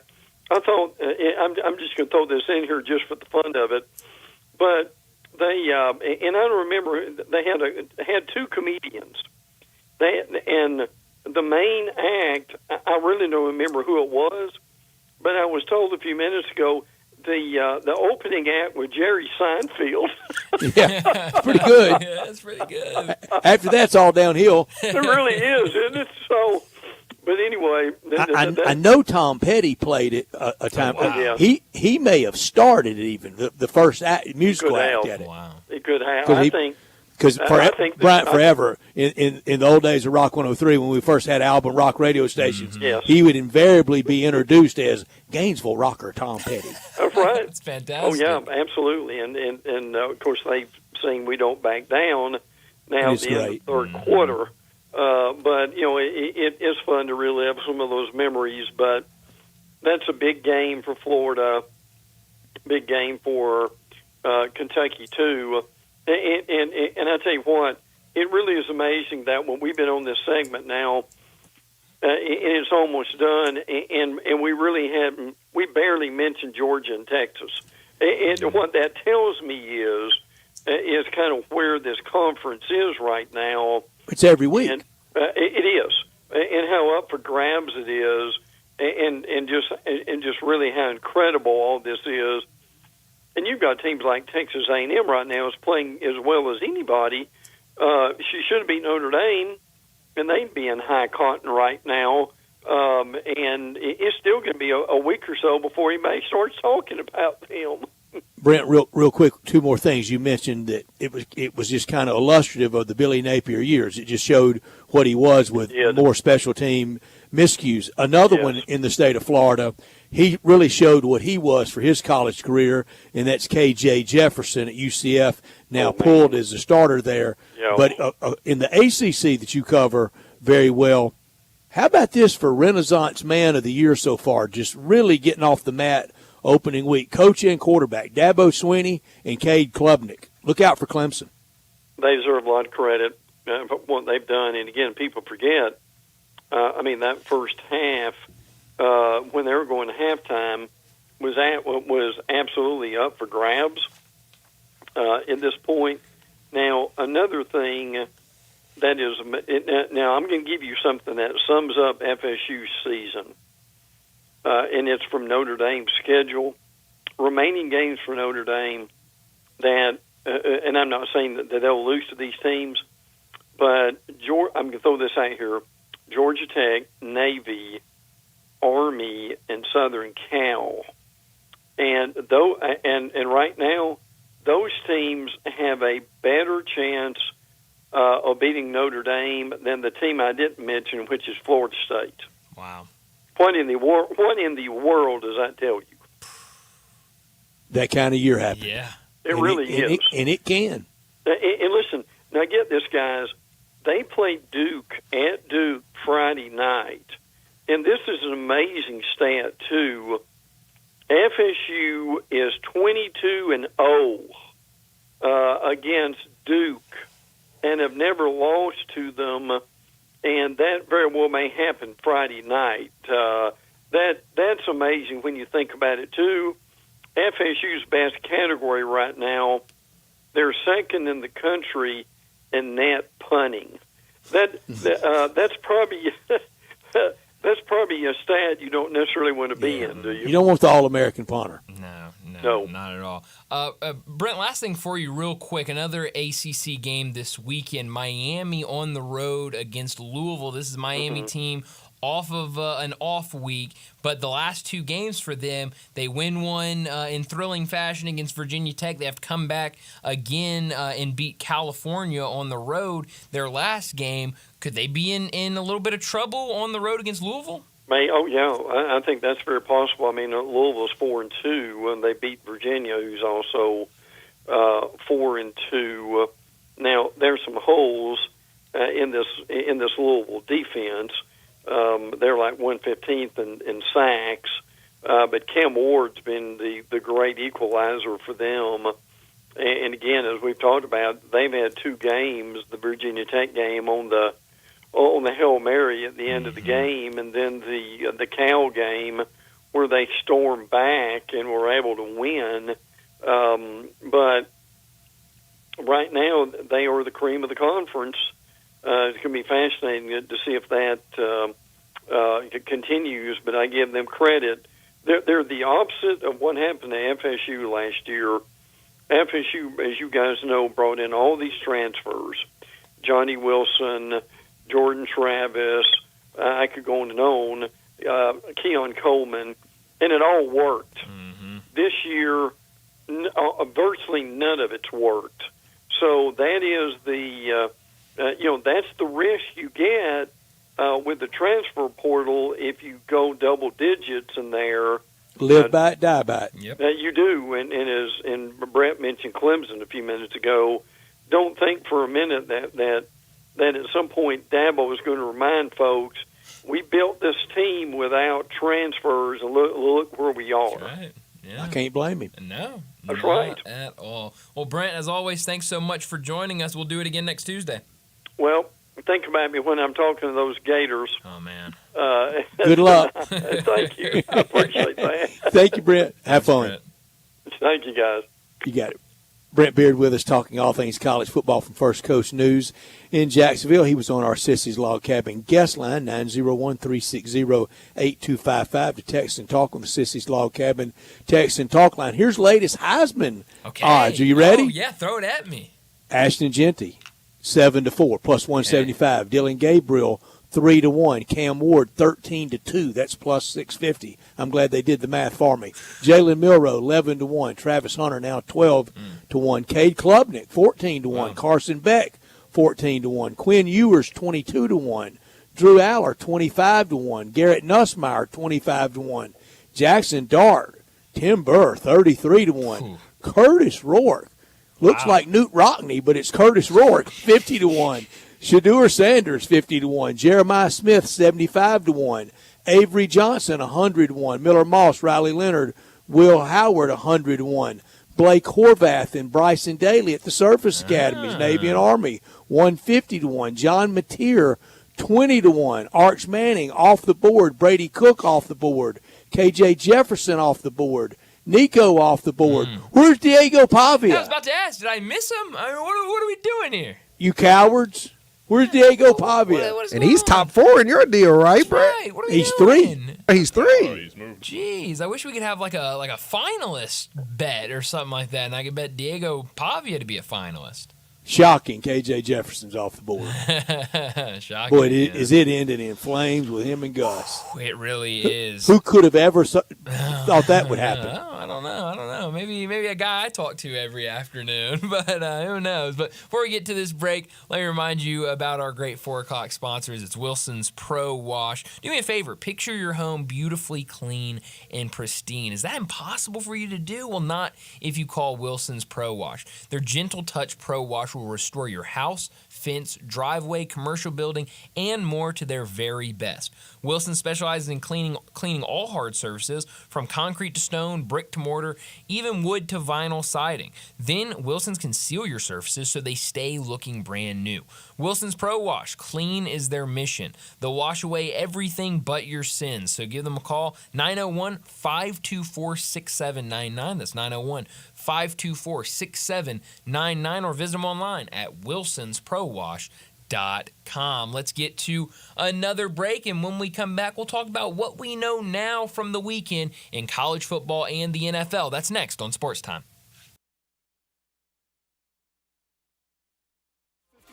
WHBQ on Twitter, Facebook, Instagram, and YouTube to watch live video of our shows. Stay up to date with station events and have chances to win prizes. Don't miss out on anything that's going on. Follow us at Sports 56 WHBQ. Jason's Deli. When you're dining in or picking up curbside, you can expect wholesome food and no surprises. Just delicious sandwiches, crisp salads, and quick quality meals made with the freshest ingredients and no artificial trans fats, MSG, high fructose corn syrup, or artificial colors and dyes. Around here, a lot of thought goes into what we put into our food and what we take out of it. Because you're not just taking a bite, you're getting a taste of who we are. New items are constantly being created to expand our menu for all tastes or special diets, vegan and gluten-free options available, convenience, and on-time delivery you can count on. It's just a click away at jasonsdeli.com. So whether you need to feed 5 people or 5,000, the team at Jason's Deli, they have the credentials and the commitment to keep you satisfied. Freshness is nearby at Jason's Deli with locations at Ridgeway and Park Place Center, Whopper Highland, Germantown Road in Cordova, and Goodman Road in Highland Ranch. Jason's Deli, it's wholesome food and no surprises. Jenkins Floors and More invites you to their retail warehouse where they pass wholesale savings on to you. Jenkins Floors in Little Rock, Cleveland, Mississippi, and now open in Horn Lake at 2356 West Goodman Road. Specializing in flooring and carpeting, tile, plantation shutters, and blinds, Jenkins makes your life easy with a 2-week turnaround. Contractors, builders, or family projects, call 662-469-9350 for a free estimate. Owners Timmy and Rebecca Jenkins say hello to Sports 56 fans and look forward to your business. Wash your house, wash your office building? Impossible! Not call Wilson's Pro Wash. Your house, fence, driveway, warehouse, store, hotel, even cars and trucks can all be squeaky clean and beautiful after pressure washing by Wilson's Pro Wash. Wilson's specializes in cleaning all hard surfaces, concrete, stone, brick, and mortar, even wood and vinyl siding. Then Wilson's can seal their surfaces so they stay looking brand new. Call Wilson's Pro Wash, 1-524-6799, or online at wilsonsprowash.com.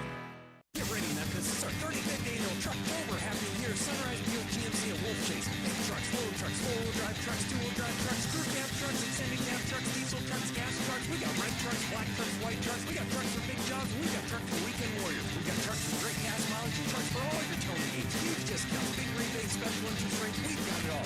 Ford, slow pay. It's all okay at Sunrise. Home of the guaranteed approval. Come see us for all your car, truck, and SUV needs. Visit us at the good-looking building on Highway 64 in Bartlett. It's Truck Month. We make it fun to buy a car. Don't do it. Don't do what? Don't do another Halloween spot for Central Barbecue. But it's October. Doing a Halloween spot for Central Barbecue is a tradition. But it doesn't make it a good thing. Nothing else happens in October. Baseball? Not if you're a Cardinals fan. What else you got? National Candy Corn Day. No Central Barbecue connection. Fair point. How about Make a Difference Day? That's to encourage people to do something constructive for the world. And going to Central Barbecue isn't? I'm telling you, it's got to be Halloween. There's no other choice, I guess. Hey, Zeke. Yeah? This year, give the kiddies ribs on Halloween. They love that. Seriously, next year, something new. Grizz Nation, join John, Jaron, Dez, and your Memphis Grizzlies for opening night, Saturday, October 26th at 7 p.m. And the first 10,000 fans receive a Grizzlies Classic Edition reversible bucket hat. Get your tickets today by visiting Grizzlies.com or downloading the mobile app. Sports 56 traffic. Good afternoon. It's moving a little bit better from that earlier crash we had on 240 East near Poplar. Starting to pick up again on I-40 across the Hernando de Soto Bridge as you head on over into West Memphis. Traffic's been a little bit busy out here the last few minutes going outbound Sam Cooper at Perkins.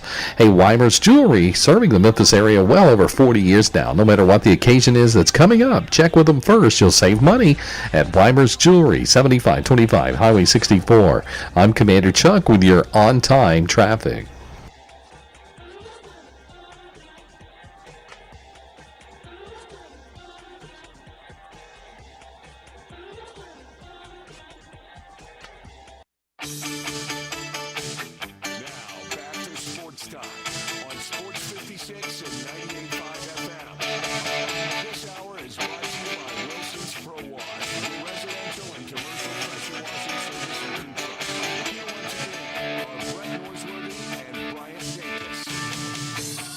Welcome back into Sports Time. Bryant and Brett with you in our Family Leisure Studios.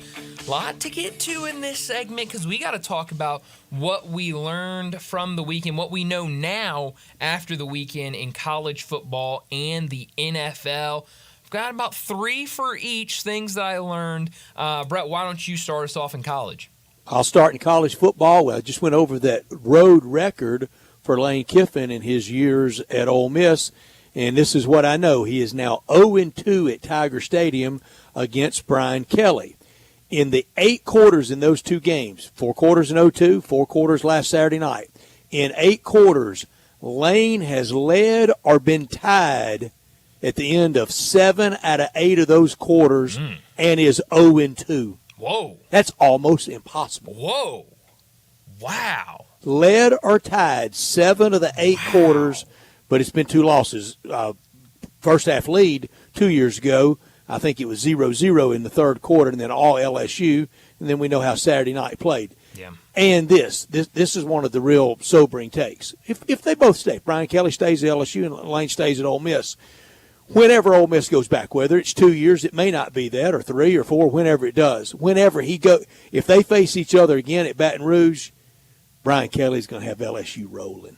Yeah. The time like to get him has been 22 and 24. Yeah. And you said that. I believe you said that on Friday, that, with what it feels like he's going to do at LSU, get him now, because it might be too late next time you're down there. You want me to whip all the way through, or do you want to give one? Sure, you can go through all yours. All right, last 13 games, I know this, Lincoln Riley is 5-8. That's the same record Coach Prime is in the last 13. Wow. Holy cow. That's Lincoln a Riley great nugget. All that experience at OU, those Heismans, often mentioned around Pro Talk. They're both, Coach Prime and Lincoln Riley, both 5-8. Wow. My final one, we hadn't talked a lot about it. I don't want to make too much of it. I promise you I wouldn't if it had been an Ole Miss player, because I know him, I like him a lot. But it was a bad look for Kirby Smart, and he's apologized for pushing. It wasn't bumping into. No, he pushed a Mississippi State player. All I will say, it happened. Apology. I hope apology accepted. It can't happen again. If it happens again, he's got to be fired. That's right. Yeah, no, it's what you can't. You can't do it. No. I don't care how animated you are. I don't care how much you care. No. I mean, it's just, we all care a lot. Yeah, absolutely. I can't tell that policeman, well, I was going 90 and a 55 because I really cared to hurry up and get there. No, you're getting a ticket either way. Yes. Yeah. I'm glad you cared, but I care so much. I'm going to do my job. And here's your ticket. That's right. That's exactly right. Yes, I'll show you how much I care about my job. I care about upholding the law. Yes, exactly. Really good ones. And you're right. That was rough to watch from Kirby Smart over the weekend. Earlier this year in the Bama game, and he always has been, but the visor was kind of cockeyed, and don't go Woody Hayes on us, Kirby. Don't do it. No. Because you'll be shown the door. That's and right. Should be. Yeah. Can't happen again. No. I'll start with mine. I mentioned this with Brent, but after watching that game Saturday night, I have no doubt that Ohio State and Oregon, one of them, if not both of them, will be here at the end of the year. Both those teams. How many times do they play? So good, and that's the great question. We talked. Feels about like we're signed up minimum too. Oh, for sure. And could get a third depending on seeding and different things. But sad thing for Buckeyes, we know none of them will be at the Horseshoe. Right. None of them will be at Columbus. Yeah, and so it'll be neutral. That is rough for them. But man, both those teams just looked so good. Probably the best game from the weekend, Ohio State and Oregon. My second one, and this is a little more broad than just college football, but it definitely starts with the football team. BYU Athletics is in a great spot right now with what the football team is doing. They have the inside track right now for that spot in the Big 12 with the way they've been playing, the way they've been winning these games, and who they've been beating. I'll be honest, I was looking at this slate on Saturday. I was kind of going through what games am I going to gamble on, who am I going to bet on, and I saw a couple people say, bet on BYU today against Arizona, and I said, yeah, Arizona's a good team. They got some good players. I know BYU's been rolling, but I don't know if I really want to bet on them today. And then they made it look easy against Arizona. It's been really impressive watching them play. I think they've got a really good chance to win this conference if they keep playing like they've been playing. And then to see, I mentioned it earlier this week, but to see the number one player in the class of 2025, A.J. DeBonza, on an official visit there, the fans chanting his name, people saying they're the leader for him right now. It feels like BYU's in a great place with coaches, great place with NIL money, and BYU could be a problem the next couple of years in both sports. They're happy as heck to be in the Big 12, and that owner of the Utah Jazz that we've referenced with, he has said across all sports that he wants to be for BYU what Phil Knight did for Oregon. Wow. You got to load up with the big pockets Yep, to do that. you love to hear that if you're BYU. Yeah, it takes one sugar daddy. That's right. I love it for him. And then my last one, and we've talked about this as well. Kenny Dillingham can do something truly special at Arizona State if he buys in, if he stays there. I think it's going to be tough because I think Kenny Dillingham is such a good coach. There are going to be a lot of people calling him in the offseason with maybe bigger, better brands, but he is an Arizona State guy. It's where he went to school. You can tell the love he has for that program, the love that program has for him. It was so much fun seeing him after that game, beating Utah in that interview on the field. Really fun story to keep an eye on. But I think if he stays there, the love, the passion he has for that program, the money I think they can get in there with NIL, I think they could do something really, really fun. And Bruce Marshall has told us about this, both Las Vegas and the Phoenix, Scottsdale area. So, now, they're not becoming Texas or Ohio or Florida recruiting hotbeds, but just natural population. Sure. Yep. That many people moving to those places, you naturally are building better players. You start with NFL. All right, I'll start with the NFL. The Bears have something. That's very vague, but this is a fun team to watch. I like it. And it's not just because it's not just one thing. You've got Caleb Williams who's improving every single game. Every single time he takes the field for the Bears, he looks better than the game before. A really good game for him in London. And I feel like a lot of people are so caught up talking about Caleb Williams and this offense that you don't mention the defense. And Brett, the Bears defense has been fantastic this year, and really the big reason they are in the spot they're in right now with the record they have of 4-2. I thought they looked really good. On the other side, the Jaguars are spiraling, but I don't know if this is the year that they make some sort of run or do something, but there's something there that can really be built upon, and I've really enjoyed watching this Bears team the last couple weeks. My first one from the NFL, Jerry Jones looks and acts desperate. He sold a lot of sizzle through the years. Now he wants some steak, and he sounds like he's a little bit panicked. And sadly, I learned this from the weekend. I've thought it for a while. All Dak Prescott is warmed over Tony Romo. Yeah, I mean, yeah. I've not been a Dak Prescott fan for a while. And the opposite of that is my next one. Okay. Baker Mayfield, 15 touchdowns. Or as Tom Brady says, tutties, with 5 interceptions, almost 1,500 yards. He's having a great year, and if you polled every NFL stadium, they'd take Dak over him, and he gets no love. He doesn't get anywhere near the love of Dak or Jalen Hurts or Geno Smith. No, you're right about that, but he's been really, really good. My second one, also Cowboys related. Cowboys are a lost cause. I mean, this season, I've already given up on it, Brett. You've tossed the blueprint for the parade route, Brett. I burned it. I mean, they may never win another game. I don't. This is. I don't even know what to say. Oh, Brian, you're Cowboys. I'm so sorry. But it's just the way it happened. I mean, it feels really good when you're in this spot to be like, yeah, well, the defense is bad, but at least they have a good offense. Or, the defense is great, but the defense is just so bad. After Sunday's game, I'm sitting there going, both sides are terrible. I mean, I can't catch a break. And but not kicking. It's really good. Oh, kicking's great. No, special teams, they're fantastic. But my last one from the NFL, man. My last one from the NFL came from that game, and you know how much I loved him at Bama, loved him coming through the draft, loved him last year. Mighty Mike Brian Branch. Is he a ball player? Man, he's good player. And I'm sure not going to be presumptuous enough to list Coach Nick Saban's favorite players at Bama, but I think he really liked him. He really liked Terrion Arnold, too, who's playing more like a rookie than Brian Branch did last year. But you want to get good in the NFL? Draft from Bama. That's right. Detroit has 2 on offense and 2 on defense. And they're all really, really good players. My last one for the NFL, it doesn't matter who starts at quarterback for the Steelers because that team is led by its defense. That defense is so good that whether they go with Justin Fields, whether they go with Russell Wilson, I think they're going to be fine either way. Got to keep T.J. Watt healthy. Got to keep T.J. That's a great point. But this team is led by the defense. I think they've got 2 good options at quarterback, but it doesn't matter who starts because it's going to be this team goes with how the defense goes. It's October, and it's Chevy truck season sale at All-Star Chevrolet in Olive Branch. First exit into Mississippi on Highway 78. after you cross into Mississippi. First exit's Kraft Goodman Road, and the financing is low as 0%. I said 0%. Now available on all the new 24 Silverados and no payment till 2025. 0 and 25, that's good numbers.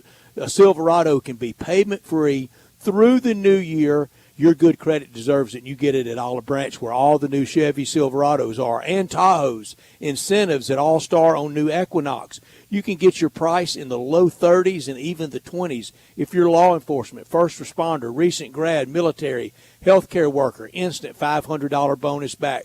Come check out the huge, and I mean huge, All-Star pre-owned section where the Jeeps, Nissans, Silverados, Toyotas, and Ford SUVs are. Looks like every pre-owned you can imagine on the lot at All-Star in Olive Branch. If you've got any vehicle you want to sell, whether you bought it at All-Star or not, bring it to All-Star tomorrow, end of the day, tomorrow morning, the rest of the week, and they'll give you the most money for it. Let's drive to All-Star Chevrolet and not miss out. Do not miss out on the Chevy truck season sale going on now at All-Star Chevrolet in Olive Branch. For more information, go to allstarautogroup.com. Let's get to another break, and when we come back, it'll be time for Big Number of the Day. Add a little fun to your lunch break. Join Johnny Radio for Sports 56 Happy Hour from 11 to 1 every weekday on Sports 56 and 98.5 FM. Welcome to the Rendezvous.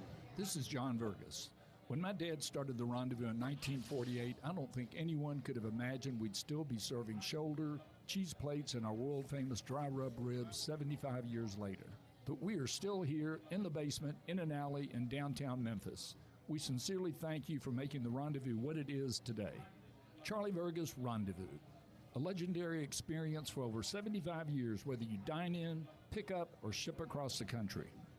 When you think about insurance and you want great value without sacrificing great service, I want you to think one place: the Eflin Insurance and the entire Eflin Insurance team. Matt and his group of professionals will access 10 leading companies to find the right home and auto program that fits your budget and your absolute needs. The Eflin Insurance team, the number 386-GER, 386-4777. Get ready for Genesis Diamond's largest ever sale of luxury pre-owned Rolex. You can't miss this special two-day event, October 25th and 26th. During this event, you can take advantage of special pricing, zero interest financing, and a stunning selection of luxury pre-owned Rolex timepieces, hundreds and hundreds of Musk, Submariners, Daytonas, Pepsi, hottest modern Rolex watches that you can't find anywhere else. Our luxury pre-owned Rolexes are in pristine, like new condition, some just out of the box. All price to sell this event. This event to purchase any luxury pre-owned Rolex, visit Genesis Weekend Stay areas. That's a $3,000 value. Visit our Rolex owners, pre-owned Rolex buyers will be on site for the top dollar for the Rolex. Largest selection of luxury pre-owned Rolex watches in the state. Take advantage of special financing with a pair of 2-carat lab-grown diamond stud earrings free to 25-26 only, and only at Genesis Diamonds, Poplar and Perkins Extended. Sometimes you just want the naked facts, like the fun that comes from the quick and nimble 2024 Honda CB500F. This naked-style streetlight sports a narrow 471cc twin, along with a sleek TFT display, dual-disc front brakes, and standard ABS, all at an affordable price. Find fun in all the right places in the 2024 Honda CB500F, available at DeSoto Honda, 5656 Goodman Road in Olive Branch. If you need glass replaced, there's only one name you need to know: Binswanger Glass, the largest full-service glass company in the U.S. They've been an industry leader for over 145 years. For all your residential, commercial, or auto glass needs, Binswanger Glass is the name you need to know. 24-hour emergency service for all commercial customers, plus a nationwide warranty on all professionally installed glass. Visit Binswanger Glass in Midtown at 340 South Hollywood, across from the Liberty Bowl. Visit BinswangerGlass.com. Binswanger Glass. Now, back to Sports Time on Sports 56 and 95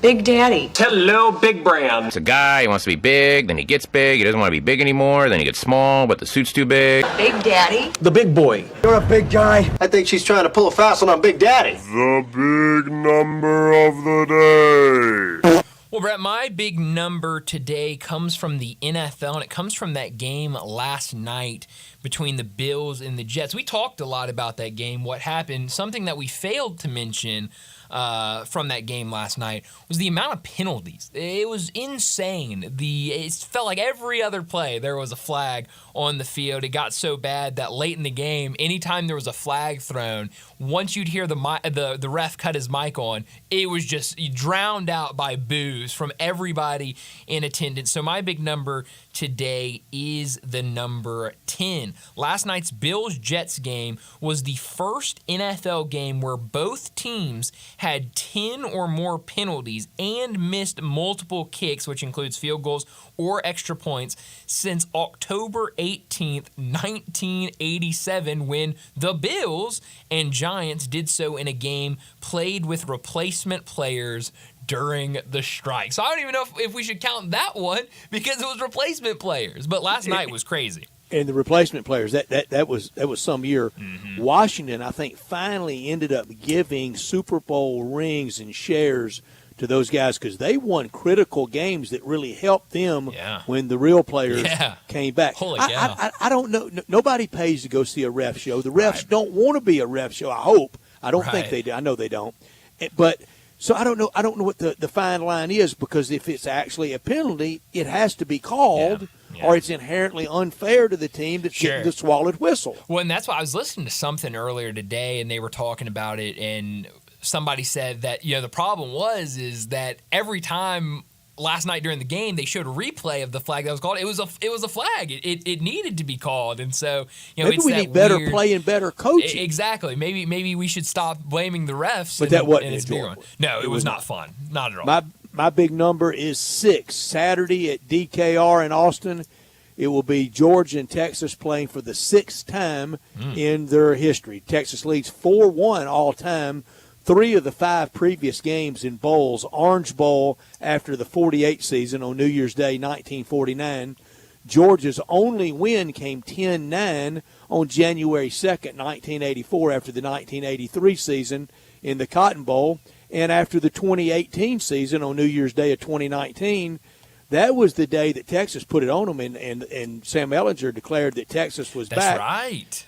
And also, Bevo almost ate of them. Remember? Right. When he went full steer. Oh, man, I forgot about that. But no, somebody right. had the bright idea. Let's have the mascots meet each other. Yeah, why don't we They're have 2 animals. Wild animals meet each other? I guess well, I don't know if Ugg is much wild. Yeah, but still, animals nonetheless. But Bevo, with those big old steers, went full Bevo. Full Bevo, that's right. And was going to take out the little dog. Full Longhorn. Right now, Texas, a 3.5-point favorite in that game on Saturday. I'm excited for that one. That one's going to be fantastic. It's a big one. Game day's there, and it's Saturday night prime time, and that is the game now. Oh, yeah. In the ESPN, ABC, SEC universe. It's no more 2:30 CBS. The game is Saturday night prime time to drive those big ratings. Another big weekend of them.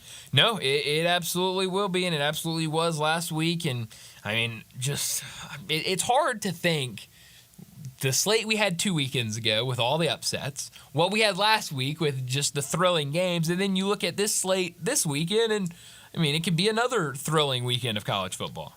I may be a little off week in, week out, but it looks like it's settling in around 6.5 to 7 for Saturday night, around 4.5 to 5 for the kind of that old CBS 2:30 spot, and about 3.5 to 4 for the 11 o'clock spot. When you can go to advertisers, and especially in this soft advertising market, and promise just from 11 to 11, you're guaranteed 4, 5, and 6 million. That's magic on a Saturday. Yeah, exactly, on a Saturday. That's really, really good. How about I throw another big number out at y'all, and I know this one will make especially Darian very happy. But Brad, I'm sure I'll make you happy as well. 23. That's going to be my second big number for the day. That's how many points Zach Edey had last night in his preseason performance for the Grizzlies. Off the bench, nonetheless. I love it. 19 minutes off the bench, 23 points, 10 for 15, added 9 rebounds as well. There was only one Zach Edey skeptic among us. That's Darian. right. Yes, there was only one. That's correct. That's correct. And now he's looking like the Rookie of the Year already. I mean, you got to dive in. If you're going to go all in, I got to go all in with him. I like it. Next week when we pick, we will pick Rookies of the Year next week. Yes, we will. Oh, my gosh. Is that already next week? That is next week. A week from tonight's NBA opener. A week from tomorrow night's Grizzlies opener. You're kidding. No, I'm not kidding. That's crazy. That is insane. A week from Saturday, Grizzlies home opener. Holy cow. Tigers football that morning. Ole Miss OU that morning. Wow. Grizzlies that night. Wow. Your year has just been rolling past you. Where's it going? What is going on? I don't know. It happens. It's crazy. But yes, if Zach Edey continues having performances like that in the regular season, yes, he will certainly be around. It's just a threat how it's going to unlock Jaron. That's all you need, Brett, is for him to be the big brother, like I call it. Not in age, but in size. That's right. That's it. Yeah. Just I'm here. I got you. But no, that was fun watching. Again, I know exhibition game, but that was a lot of fun watching him last night. Jalen Wells. So Darren and I just did what I'm warning Tiger fans, good or bad, not to do tonight. Wow. Take too much from a preseason game. Wow, Brett. How about this? We have breaking news, breaking Grizzly news right now coming down. The Memphis Grizzlies are signing two-way guard Scottie Pippen Jr. on a standard multi-year NBA contract. Sources tell ESPN. Pippen had an impressive finish to 2023-24 in a strong NBA Summer League and preseason. Now locks in a guaranteed new deal. News breaking everywhere. Jason Munns just tweeted. Give him all due credit. He's at FedEx Forum already. Looks like Memphis will hold out Moussa Cisse tonight. He's not even taking part in stretching. Interesting. Oh, and how about this? More breaking news. Parth from the Daily Memphian. UNC All-American guard R.J. Davis will not play in tonight's preseason exhibition against Memphis. A Tar Heel local and late breaking athletics spokesperson told me, well, all the breaking news coming down right before 4 o'clock. That is incredible. So you got Scottie Pippen now on a new contract, and then Tiger basketball news. It looks like Moussa will be out, and it will look like R.J. Davis will be out for North Carolina. But we need to go ahead and wrap up this second hour, and when we come back to start our third and final hour, we're talking NFL with Bo Marchant.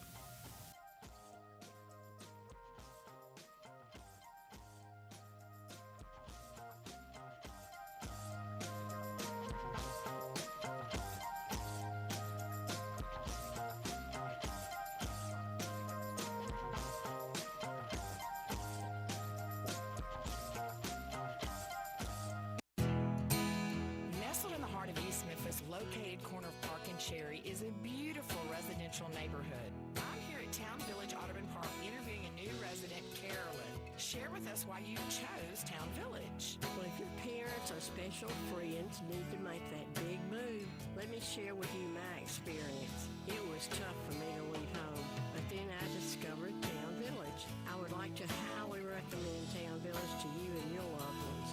After looking at all the amenities and meeting all the people and staff, I was hooked. From restaurant, bistro, 3 meals per day, housekeeping, transportation, security, health care, physical therapy, exercise room, and even a heated pool and spa.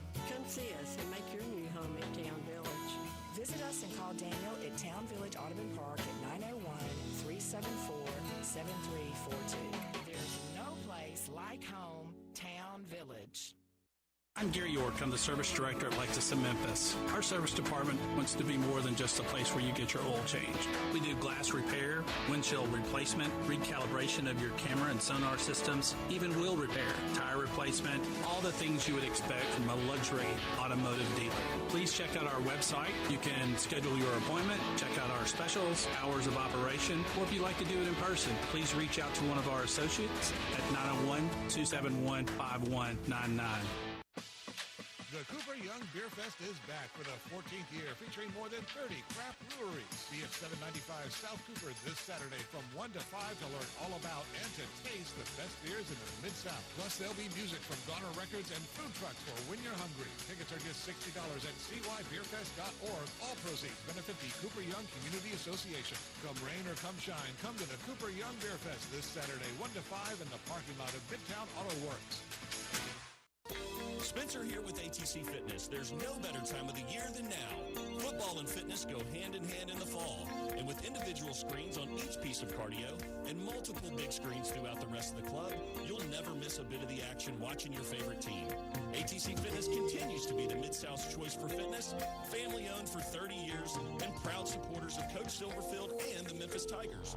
Join online at atcfitness.com. ATC Fitness. Exercise your right to look good. The best I-dos start with Sissy's Blue.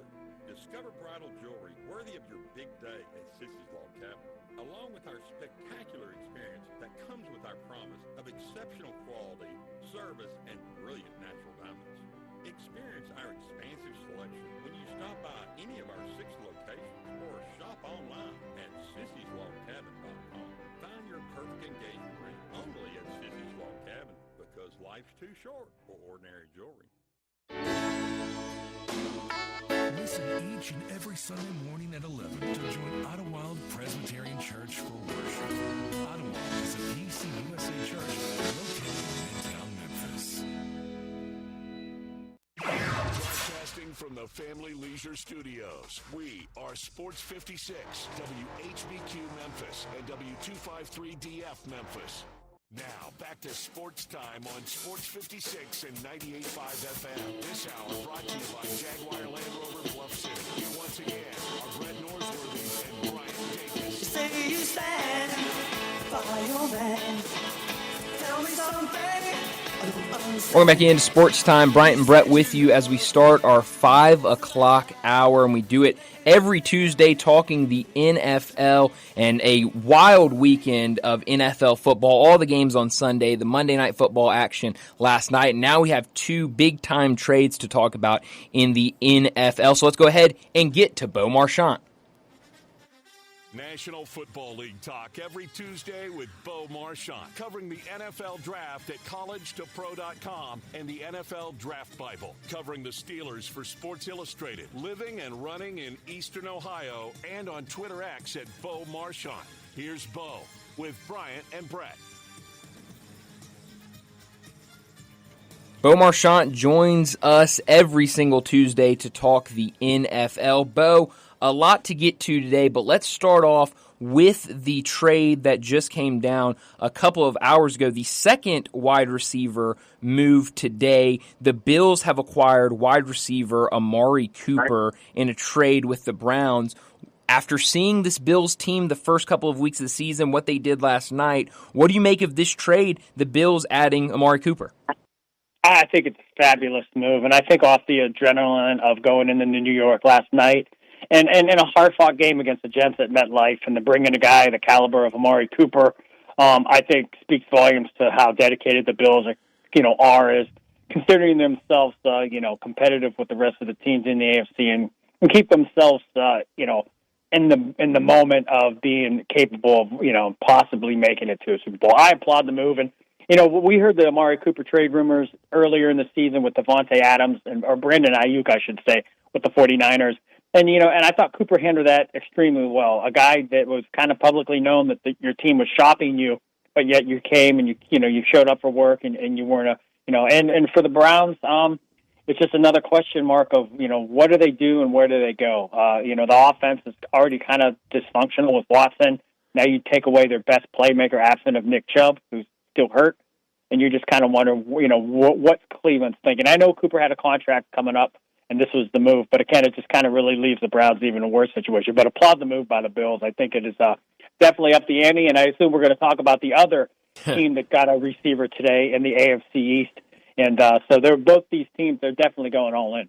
Boy, Bo, they are, and this doesn't feel like middle of October. This is blockbuster stuff in the off season. At wheeling and dealing time, setting up, getting ready to go to your first springtime OTAs. The next time the Jets and the Bills face each other will be Sunday afternoon, December 29th, in the next to last game for both of those teams. They could be radically different. They're both all in. Devontae Adams, the other part of that deal that we're going to get to, he's going to be with the Jets. We've talked about Amari Cooper, the full meltdown again in Cleveland. The Bills with the window open to go far. It may be last dance for them. So when we see them late in the year, who will really be pushing to contend to represent the AFC just in the AFC Championship game, much less the Super Bowl? Will it be Bills or will it be Jets? Yeah, I think long term, and I know they're 2 games back, 2.5 games back, because the Bills won last night over New York. But I think Buffalo. I think the defense isn't up to par for what the Jets' defense is, and we could kind of get lost in transition that the Jets have given up the 7th most points in the league. They're a top defense, and Salah got released, but the defense was doing its job. It was the offense that was dysfunctional. And they played well last night, and that's why they brought in Devontae Adams. I don't know if the Bills' defense is going to be able to withstand. They're down some guys. We know Milano's hurt. Terrell Bernard's a fantastic linebacker, but he's kind of like a Milano. He's a light kid in terms of weight, speed. He's a fast, wonderful prospect, but nonetheless, you kind of run the risk of you can kind of be dead. And they played lights out last night, but I think that's a rival game. You knew there was a lot on the line. It's hard to bring that type of intensity week in, week out. I think Buffalo goes to play the Titans this week. They're not going to be up for that game like they were against the Jets. And that's like anything. That's like any rivalry game. It's like the Steelers and the Ravens, vice versa, Cowboys and the Commanders. Those are rivalry-type prospects. But I think long-term, I am not giving up on the Jets. I love the move that they did. But at the end of the day, I wouldn't write off the Jets, and you definitely cannot write off the Bills. I was thinking of Allen's performance last night, and Brett, you would remember this most, but when Elway was a young guy going to Super Bowls, not a lot of household names. If you were a Broncos fan in Denver, then you knew the Mark Jacksons and the Vance Johnsons and so forth. But it wasn't until they got the McCaffreys and the Rod Smiths, the Shannon Sharps, the Terrell Davises, that Elway won those Super Bowls. And Allen, I think he was kind of reminiscent of a guy who's, it's all based on him. We know he's the runner, he's the passer, and that team will go. You could say that about a lot of quarterbacks, but you really get to see how vital he is to Buffalo being a good football team. Without him, I don't even know if they're average. Yeah, it's a good point. Going back to this Devontae Adams trade, you mentioned it. We know the relationship that he has with Aaron Rodgers. It feels like you look ever since Aaron Rodgers got to the Jets, he is all in on bringing his guys with him. He brought some guys with him from Green Bay. Now the reunion with him and Devontae Adams. Last night in that game, the Jets looked better, but it was hard to not watch. And I'm a guy that loves Aaron Rodgers. I would say he's probably my favorite player in the NFL, but he just does not look like the same Aaron Rodgers that we saw with the Packers. It looks like he's losing his edge maybe a little bit, especially at his age, getting older. How much does he still bring to the table, and how much does having another familiar? We see him with Lazard. It feels like he loves hooking up with Allen Lazard. How much does that familiarity bringing in Devontae Adams, how much will that help going forward? I think we can't speak to the depths that this helps Rodgers internally, getting a guy that he has so much faith and confidence in terms of the Jets acquiring Adams. You're talking about a guy that has been his lifeline for several years, playing at the highest level when they were playing together, especially for Adams. You're talking those are the peak years of his career. And to bring him back into the fold with already a pretty good arsenal in New York, I think it adds a level, I think, of peace for Rodgers. And I think it calms the prospect of, where's he going with the football? Because, I think 2 weeks ago, like 22 targets to Garrett Wilson.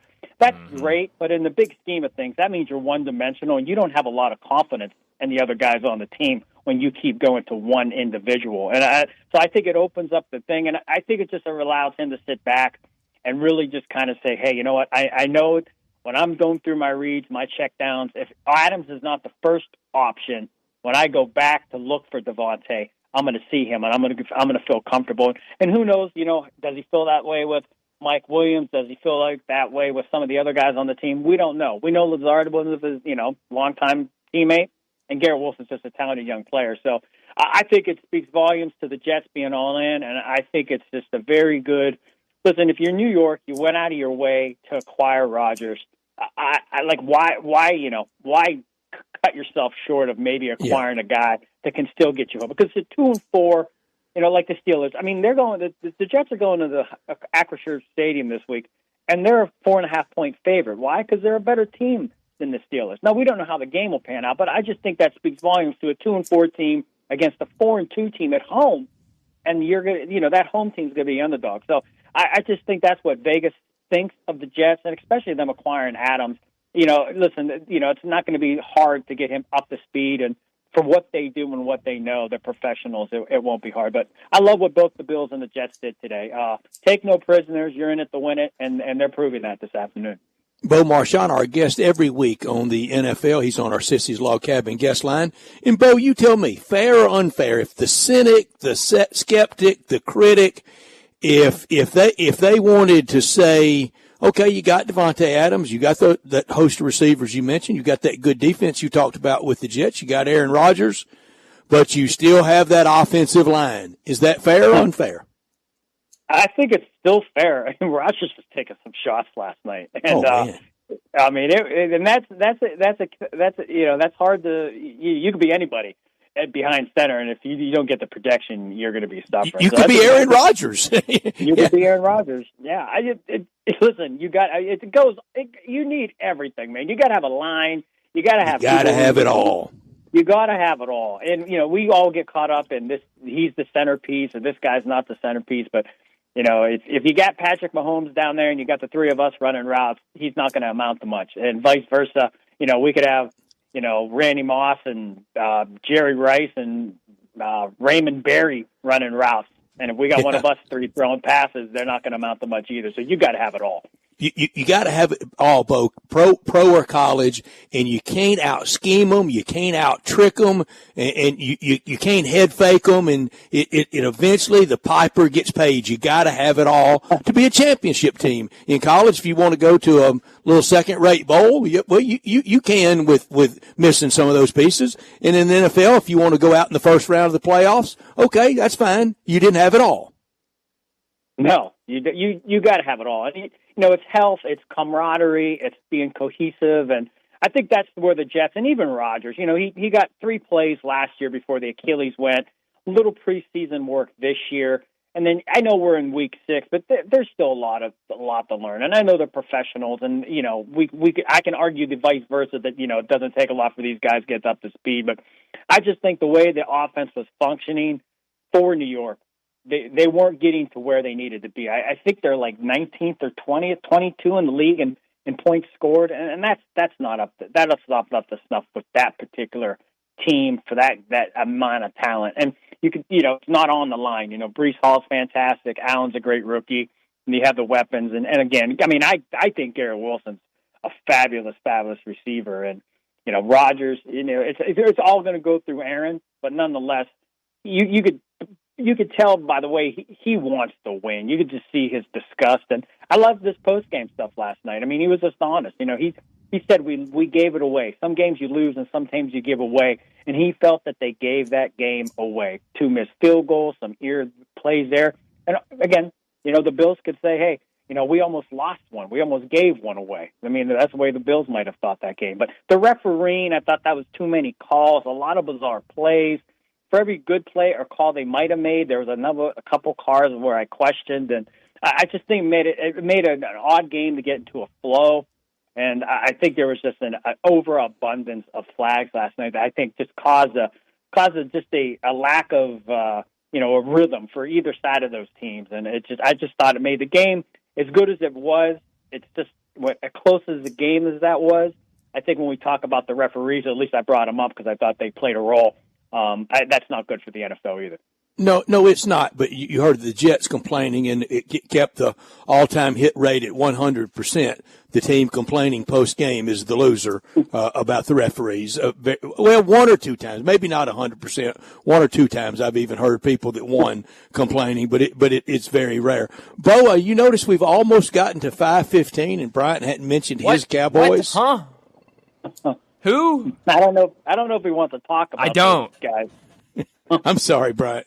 I was hoping we would actually get through the entire segment without talking about the Cowboys. No, we weren't going to do that. Okay. Boy, Jerry Wayne erupted today, and Bo, I think it showed a side of him that I've rarely seen over 40, almost 35 years, however long he's owned the Cowboys, about 35 years. Always optimistic, usually a lot to be optimistic about, always kind of selling sunshine. Always the half-full guy.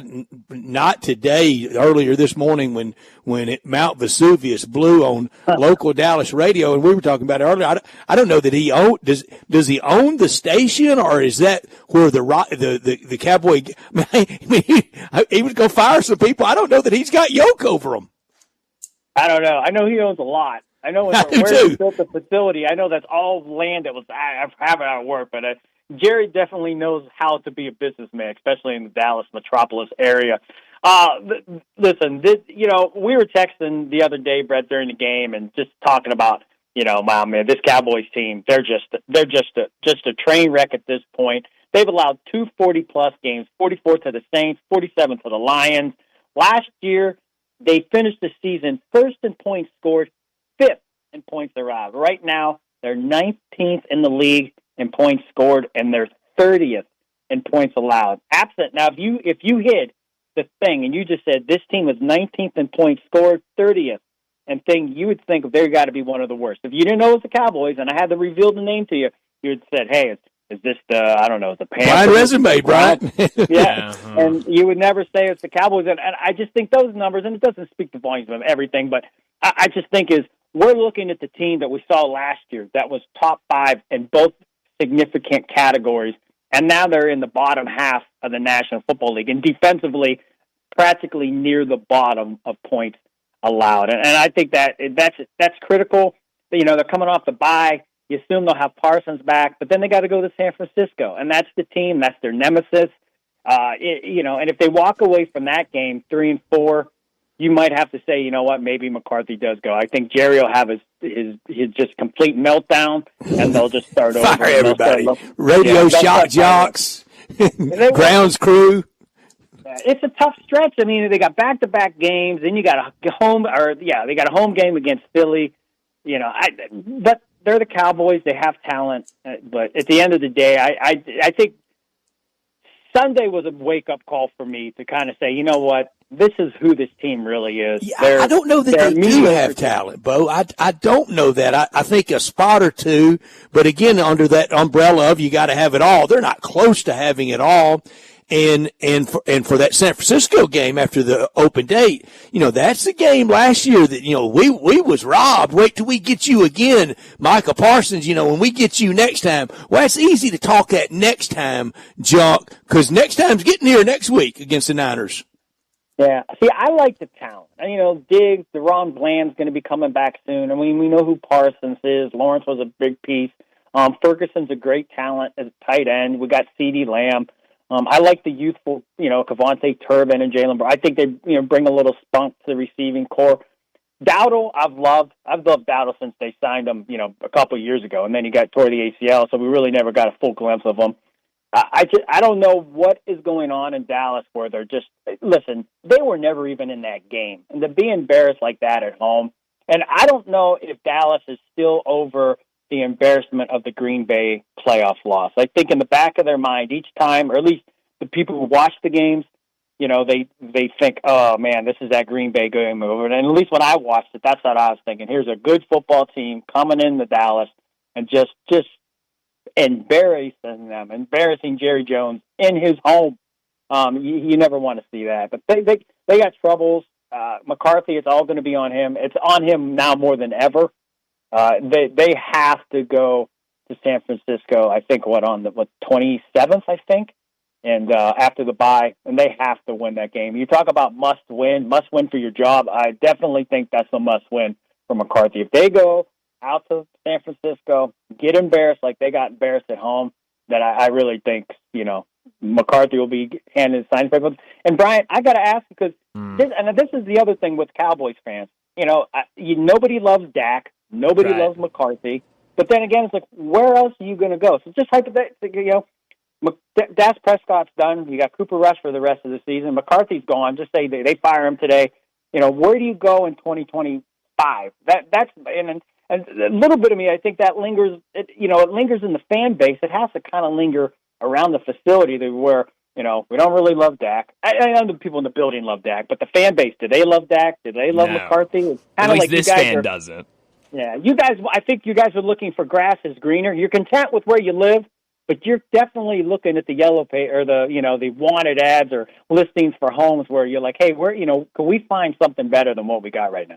It's a very good point, and I was going to ask you, where would they turn if they? Where are you shopping, Brian? I don't know. I mean, I don't know where you go. Just go out to the mall of Dallas? Maybe Vrabel. I have no idea. I mean, I have no idea. Let me tell you how my Sunday was, Bo. Vrabel would be a nice starting spot. It would be nice. I would like that. Bo, let me tell you how my Sunday went. I'm sitting there watching the Cowboys game against the Lions. I'm just heated. I'm so frustrated with this team. Reaching out to me for support for his Cowboys. That's right, I was. And then my girlfriend walks in, and she knows nothing about the NFL. She goes, "What's wrong?" I go, "This team is terrible." And she goes, "Who?" I go, "The Cowboys." And she goes, "Oh, well, I could have told you that. What are we doing?" Last thing you needed to hear. I did not need that right now. No, I love you, but I don't really need that right now. That's not helping at all. So it went from bad to much, much worse for me. So I don't want to talk about the Cowboys anymore, if I'm being completely honest. So, Bo, I will segue to the team you cover, the Pittsburgh Steelers, who... Drama there today. Drama there after hanging 32 points on the Raiders. Looked really good on Sunday, but now you have Mike Tomlin come out. There were reports earlier that Russell Wilson is taking more first-team snaps this week, and Mike Tomlin, speaking to reporters today, said Russell Wilson is in consideration to start at quarterback this week. What have you been hearing? What does that quarterback room look like going into the big game that you've already mentioned this Sunday night against the Jets? Yeah, I think it just goes back to... Justin Fields has done nothing to, how can I say? He hasn't set the Steelers back at all. I just don't know if he's given them the confidence where they say, hey, you know what? This guy's got it, and we can flip it. And I know they're not moving on from Michael Vick or Terry Bradshaw. Yeah, and this was Russell's job from the get-go. But the calf during the preseason hampered that. And I said that. This is Russell's job unless he gets hurt. And, now he's full blown, he's healthy. And I think Tomlin, deep down, and if they make the move, and I think it'll come, is he just says, hey, you know what, let's see what Russell can do. Can we cook with Russell? Can we start moving the ball? And this is what happens. And George Pickens, we know he can be a very moody guy, but, he's a talented kid. And we could talk about, listen, there's very few players in the league that are and just completely selfless. They don't care about when they get the ball, how much they get the ball. But there's others, and majority, especially at the position of receiver, which we like to call the divas. These guys want the ball, and he's looking at all the money being shuttered to Justin Jefferson, the money Jamar Chase is going to get, what Devontae Adams, Hill, Waddle, Smith, A.J. Brown. He's seeing the money, and he's saying, you know what, I think I'm a guy on that caliber. But I'm never going to get that type of money thrown at me because I'm not getting it thrown at me on the field. And those are the little things that percolate in a locker room. It's the little things that percolate in a player's mind. Yeah, it's great to win, but I also want to get paid. I also want my own due. And it's not like the Steelers are a, Super Bowl juggernaut. They're the Detroit Lions times 10. They're a decent football team that wins ugly, and they're having trouble moving the football. They weren't at the level they were under the Pickett years.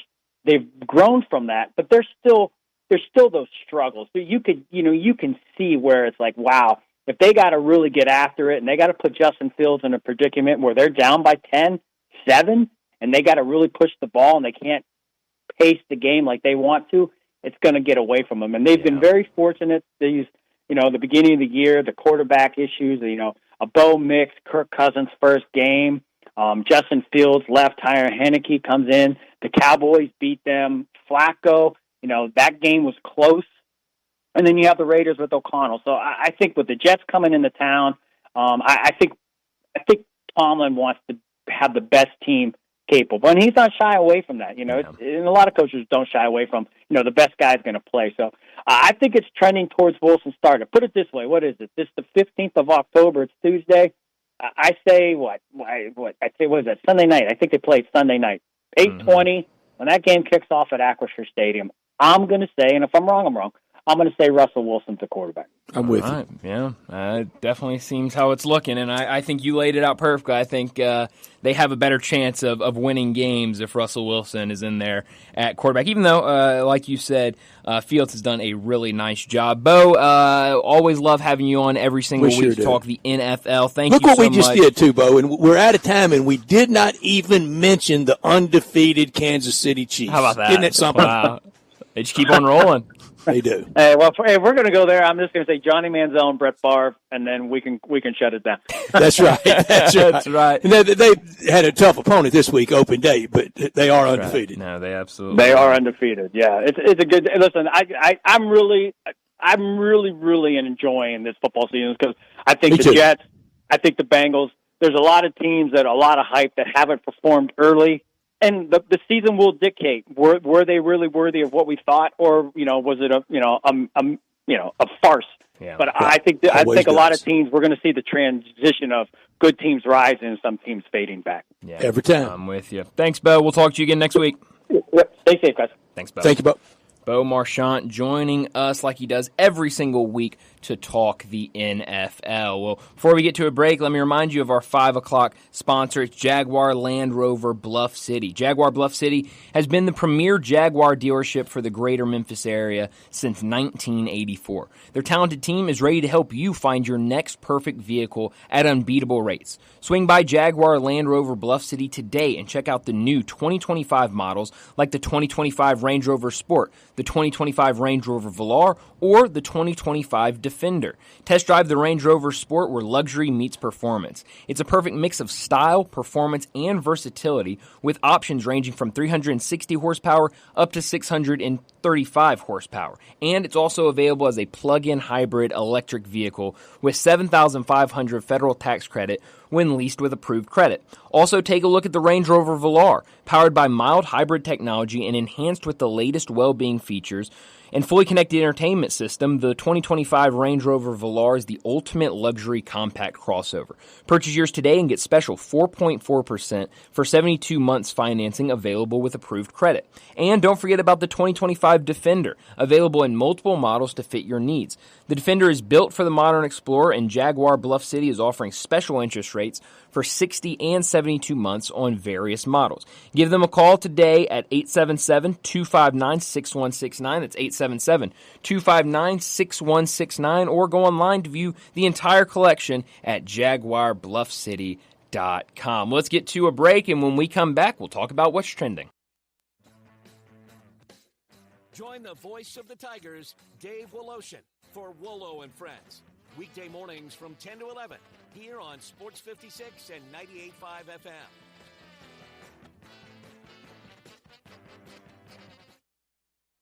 Hungry for that delicious smash burger flavor? Dyer's Cafe is the original smash burger since 1912 and still smashing burgers in Collierville's historic town square. Come out for their lunch specials Monday through Friday, 11 to 2. Ask about the world-famous split dog and authentic Chicago or New York dog. Try the leaner side of Dyer's with a grilled chicken sandwich or freshly made salad. Also serving Lakes, Delta-raised catfish, Pasquale's tamales, and a customer favorite hand-breaded onion rings. Dyer's, serving world-famous burgers, dogs, and shakes in Collierville's historic town square. What happens when former real estate agents want to sell their homes? This is Sheldon Rosengarten with Mark's Benstorff Realtors. I am so proud and feel so honored when former real estate agents contact me when they want to sell their homes or someone has called them asking whom they should use. They know that I've been in the business for quite a while, have a great deal of experience, and know that I'm good at marketing and I'm part of a nationwide relocation network. Over the years, I've developed a highly successful strategic marketing program that can make the difference in what you make and when. Thinking of selling? Talk to 2 to 3 real estate brokers, but make sure I'm one of them. Remember what people often say that when you want the job done, well, Shell done.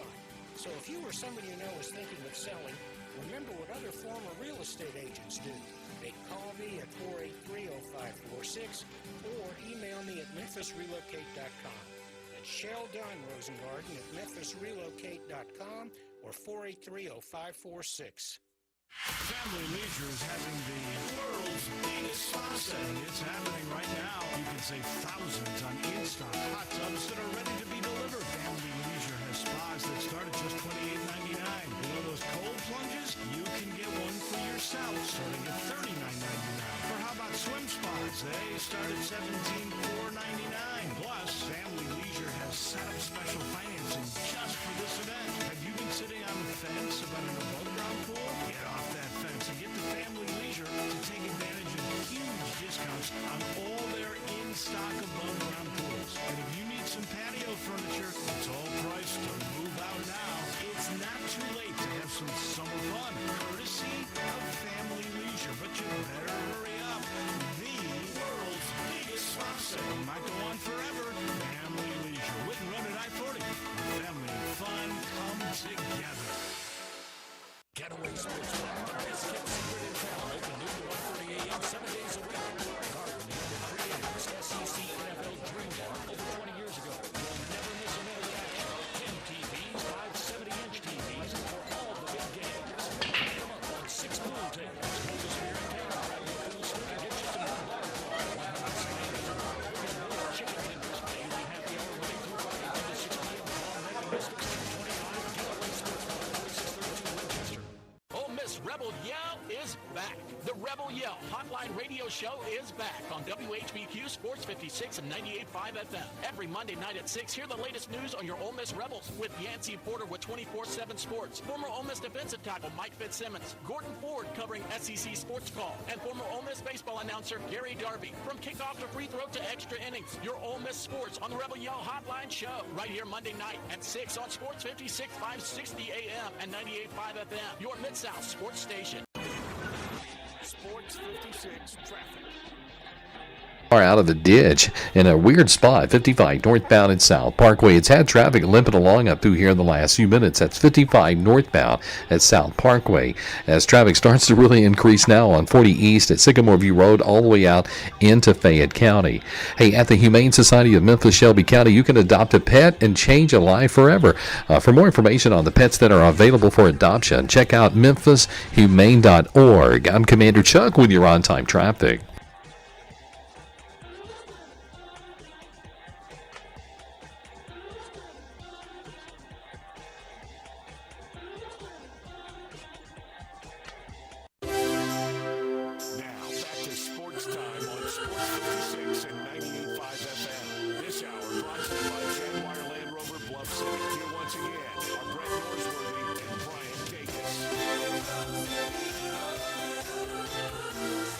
Welcome back into Sports Time. Bryant and Brett with you as we got about 30 minutes left in today's show. A couple things to get to during What's Trending. But I wanted to start off with the big baseball game tonight. We talked a lot about the game that happened last night and kind of where everything stands earlier in the show.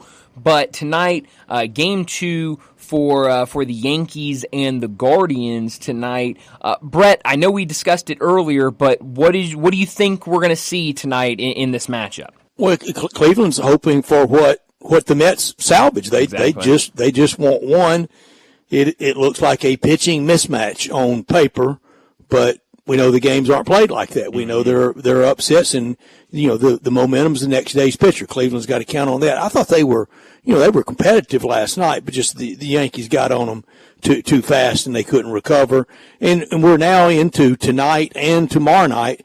Just night games tonight and tomorrow. No afternoon, obviously none today, and none tomorrow afternoon. Next time we get a matinee, we get a 4:08 game on Thursday, and that's Yankees Guardians game 3, and that will be in Cleveland. And the Cleveland wants that to be 1-1. That's right. No, they absolutely do. And I mean, it's been a lot of fun watching, all of the teams that are left. The what it's taken to get to this moment. And then these first games have been fun. I mean, you look at that other series, Mets and Dodgers, and first game it was all Dodgers. Second game, it was all Mets. And so now we'll see, how can Cleveland respond tonight? Like you mentioned, can they do what the Mets were able to do yesterday? Yeah, very, very heavy favorites for Garrett Cole tonight. Yeah, for good reason. I mean, he's an unbelievable pitcher. And, I always said about Tariq Skubal, if he's on the mound, you have a good chance. Garrett Cole, I think you can say he's kind of in that same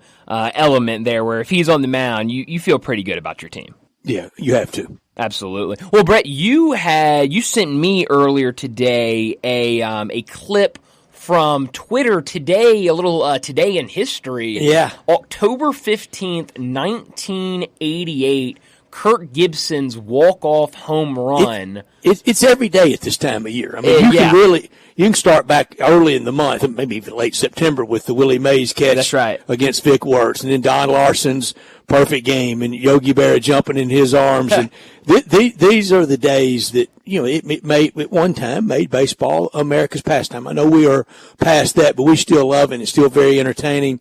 And on this date, 1988, I was in a wedding in Tulsa, got back to the room. The only at bat I saw, I swear, I got back and turned on the TV, and Kirk Gibson was digging in for this at bat. And these two calls, the one on national radio by Jack Buck on CBS Radio, I think Sparky Anderson was his sidekick. I think that's right. And then Vin Scully on national TV. And we had Jack Buck yesterday from the Ozzie Smith home run. One of the great Jack Buck calls that gets forgotten, I mentioned the Jack Clark Jack Buck call, but another one that gets forgotten, the night the ball got through Buckner, and that was Game 6, and the Red Sox had it won. They were about to break the curse of the Bambino then. And I was listening. I made a point to get to radio. I don't even know if you can get a national radio call anymore of playoffs. But I got to the radio because I wanted to listen to Jack Buck, and I had it on. And after the ball got through Buckner in a very excited voice, almost this voice you're getting ready to hear on the Kirk Gibson home run, he said, "Open up the history books and insert a page. Insert a page in the history books." Holy cow. And I can't find it anywhere. I got Tom Ackerman and half of KMOX and CBS Radio Sports looking for it. Oh, that's fantastic. Yeah, that sounds like a great call. But here, let's go ahead and play Kirk Gibson's walk-off home run, because this is a really good call as well. This video, it has both. The first one is Jack Buck on CBS Radio, and then the second one is Vin Scully. So let's go ahead and play that.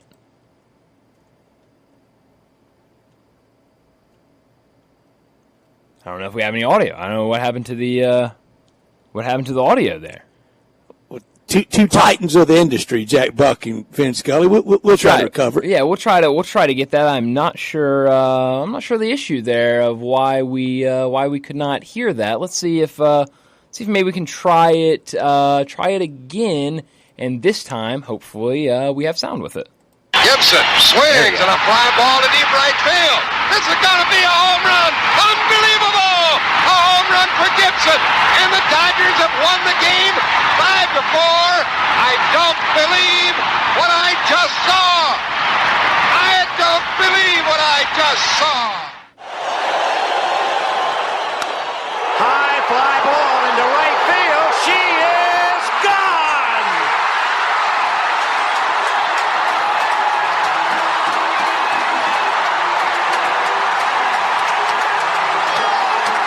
In a year that has been so improbable, the impossible has happened.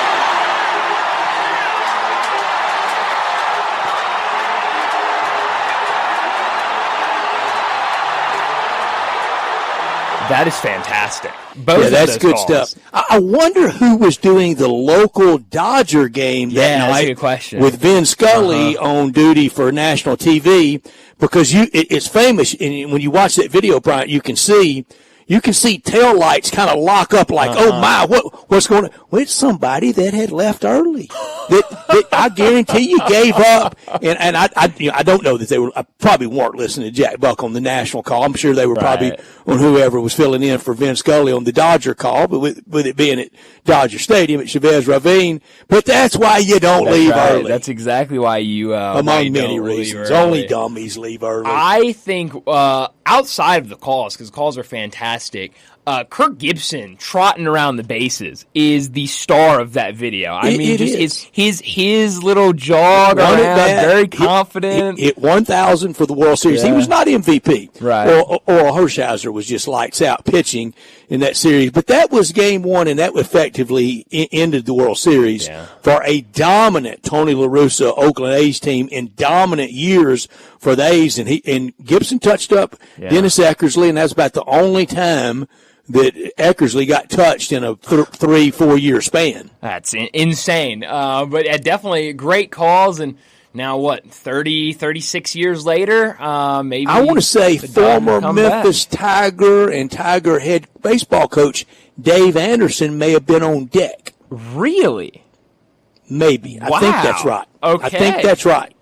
Interesting. But live radio, we had trouble hitting the button. Yes. That's okay. Hey, that's all right. That's sometimes well, the computer doesn't play along. I think it was the computer. I don't necessarily think it was a button fault. I think it was a computer issue. But no, good stuff there. Good stuff. And hopefully we get a good game tonight between the Dodgers and the Guardians. But something else tonight that I know is going to be a lot of fun is the exhibitions tonight. We'll have the doubleheader at FedEx Forum where both the men's and the women's team for Memphis will take the court. It'll start with Memphis versus North Carolina on the men's side, and then following that, it will be the ladies' team against South Carolina, the defending champions. Should be a lot of fun, but it sounds like, based on the great reporting, we always talk about the great reporting we have here locally for both the football and the basketball team, but it sounds like Coach Hardaway and this team are going about this game like it is a real game. Good. They are going to approach it like it's a regular season game rather than an exhibition. Yeah, I like the all business approach, and I talked about it way back earlier, and we'll touch on it again in crunch time.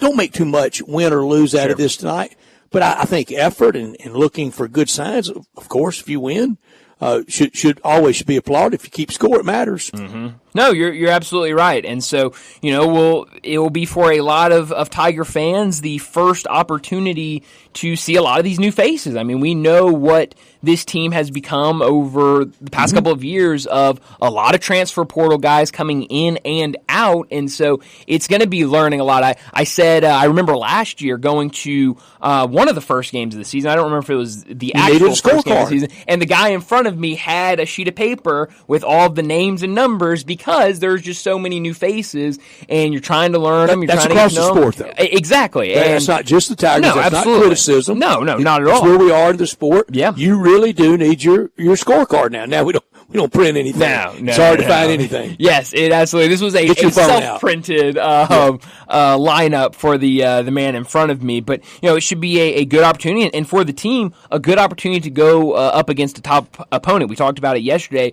with the AP poll dropping, Kim Palm rankings dropping. We're starting to get a lot of rankings coming out for the college basketball season, and you're going to face the number 9 team preseason in the country, so it's going to be a good test to see where you're at as a team, see what's working, see what's having success against what at least the AP thinks is going to be one of the best teams in the country, and then you can go from that and take these the highs and the lows from tonight and apply it and try to get better in those areas before you get to play your next exhibition game against the number 2 team in the country, Alabama.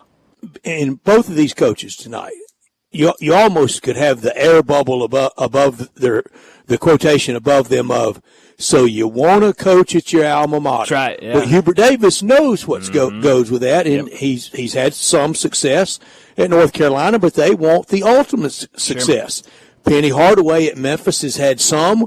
The Tiger fans want a lot more. Mm-hmm. It goes with the territory, and they both had to know that when they signed up. And I know they did when they signed up for for jobs at their beloved alma maters. Sure, absolutely. And so, it's definitely pressure there. And so, it'll be fun to see both those coaches on their sidelines for this game. When you just look at this matchup, I'm really excited to see a lot of the new guys, but I've got to say the freshman, Jared Harris, is probably who I'm most excited to see, because I kind of originally assumed this was going to be kind of what we saw last year with freshmen. Yes, highly regarded before the season, a lot of talk about them, but when the season starts, they don't see much playing time. But everything I've heard is that Jared Harris is going to play a big role for this team, and that Penny Hardaway thinks he can be a big factor for them, especially off the bench. Well, I love the idea of a business-like approach of treating it like a game, because, it's not very often if you're playing, athletes in action or Victoria All-Stars or, whoever else, CBU or Lemoyne Owen, whoever else.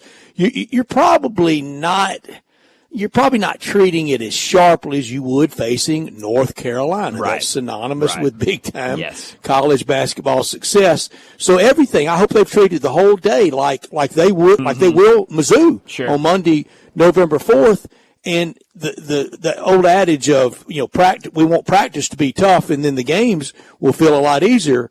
Well, I think after North Carolina and Alabama, not easy, but easier against Mizzou at home when it does count. Oh, 100%. And I think, I'm sure Penny Hardaway thought about that. We know, obviously, what this non-conference slate looks like. And so I think Penny Hardaway probably went about, I have an opportunity to play North Carolina in an exhibition. I have an opportunity to play Alabama in an exhibition. That's only going to prepare us more and prepare us better for the start of the season against Missouri than maybe some of those other exhibition opponents will.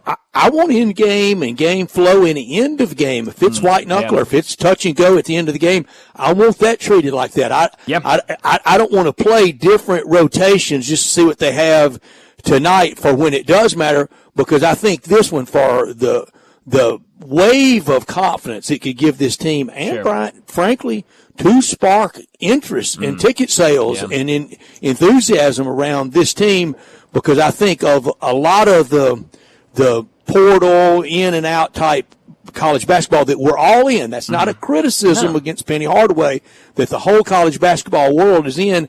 I think it takes the fans about a month to warm up to things. Sure. So maybe this would be the microwave a little bit. No, yeah, and that would be great if it is. And so I think for me, what I'm looking for tonight in this exhibition, what does the rotation look like? Who goes out there as starters, who comes off the bench, who's playing with who, and then one big thing I want to see is Nicholas Jourdain, the lone returnee from last year's team. I thought he was a great player. Did a lot of the dirty work for that team last year. How does he come out? Can he be that leader on the court that you kind of saw at the end of the season last year from him as the only returnee from last year's team? But it should be a lot of fun, a game that's going to start here in just a couple minutes. It starts the trip downtown for a lot of people to watch the Tigers play, and we get into the Grizzlies season. And before you head out, probably already have headed out, but before you do for the next time, make Jason's Deli one of the stops. If you're over near the University of Memphis area, there's one right there at Poplar and Highland. If you're out east, off of Ridgeway, across from MUS, great location there. Down in Olive Branch, out in Cordova, all the locations for Jason's Deli, bringing more to the table. It's a family thing, and for any event coming up the rest of this month, a festival, a church group, a school group, let Jason's Deli take care of all the catering for you, whatever meal, breakfast, lunch, or dinner, a variety of delicious choices, low delivery fees, vegetarian and gluten-sensitive options. Always same-day, last-minute orders welcomed. When you feel like you don't have your event planned perfectly, step aside, let them step in. That's when they really excel. At Jason's Deli, whether it's to dine in, to go, or delivery, wholesome food forever. It's a family thing with over 200 Memphis area associates for all the great meals you can get there. And it's healthy. First franchise in the nation to be trans fat free. And it's all about choice, whether you seek a gluten-free menu, vegetarian sandwiches, healthy kids meals. You will be delighted at Jason's Deli, whether it's off the menu or it's catering or in every location. You will love it. The Mesa chicken salad, the nutty mixed up salad, my favorite, the taco salad, and of course in every location that great salad bar with over 30 items for you to choose from, for you to prepare it however you would like.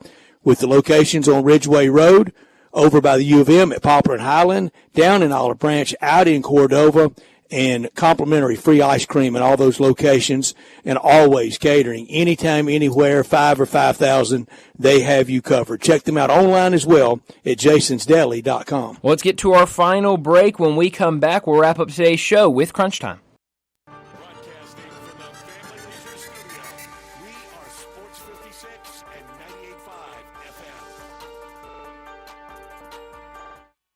Fall is football at the Owner's Box Sports Bar and Grill in Lakeland, Town Square. Monday through Friday is happy hour from 3 to 6 with $1 off all draft meals, $5 off well drinks, $4.50 for house wine, and half off pretzel bites, mozzarella sticks, queso, corn dogs, and pickles. Then enjoy Friday night lights from 7 to closing. Dine in and buy 12 wings, get 5 regular wings for free. Come watch college football and every pro game on the weekend. All at the Owner's Box Sports Bar and Grill in Lakeland, Town Square, Highway 70. Fall is football. Welcome to Triumph Auto Sales, where you'll have a great car buying experience. Triumph Auto Sales is your #1 source of quality pre-owned vehicles ranging from lease returns to new car trades, all at huge savings. Plus, Triumph has a full array of financing options to meet your needs. Find your next car online at TriumphAutoSales.com or stop in today at 4875 Elmore Road. Triumph Auto Sales will help you get the vehicle you want at the price you need and the service you deserve. For a great car and a great experience from a local and family-owned business, visit Triumph Auto Sales. Get ready for Genesis Diamond's largest ever sale on luxury pre-owned Rolex watches. You can't miss this special 2-day event, October 25th and 26th. During this event, you can take advantage of special pricing and zero interest financing on a stunning selection of luxurious pre-owned Rolex timepieces. Folks, Submariners, Daytonas, Pepsis, the hottest model Rolex watches that you can't find anywhere else. All of our luxury pre-owned Rolexes are in pristine, like new condition. Some just out of the box. And all price to sell at this event. Listen to this: with the purchase of any luxury pre-owned Rolex, you can get a pair of 2-carat lab-grown diamond stud earrings for free. That's a $3,000 value. And listen up, Rolex owners. Pre-owned Rolex owners will be on site for a top dollar for your Rolex. Come see the largest selection of luxury pre-owned Rolex watches in the state. You take advantage of special financing and get a pair of 2-carat lab-grown diamond stud earrings free. October 25th and 26th only. Genesis Diamonds on Poplar and Perkins Extended. Visit Frontier Western Store today for new shirts and boots. Frontier is your top Carhartt store in the Mid-South. There's thousands of in-stock shirts and jeans. They have the classic K87 pocket tee in every color they make, including new ones just released. Available small to 4X. Want new jeans? Frontier has you covered with super tough work in them by Carhartt. And you've got to check out their selection of Ariat jeans for men, women, and children. You'll love how easy it is to find the size and style you need. Have you seen Frontier's remodeled world-famous boot showroom? It continues to expand. New styles by Ariat just arrived, plus plenty of in-stock proven classics too. Whether you need work or dress boots, trust that Frontier's the place to come. See thousands of pairs of Ariat boots and thousands more by Dan Post, Corral, Durango, Rocky, Twisted X, and others. And Frontier's pricing is lower than online and chain stores, so you know just the local shop to visit. Frontier Western Store, 5880 Goodman Road in Olive Branch, and on the web at frontierwesternstore.com. Locally owned and operated since 1967.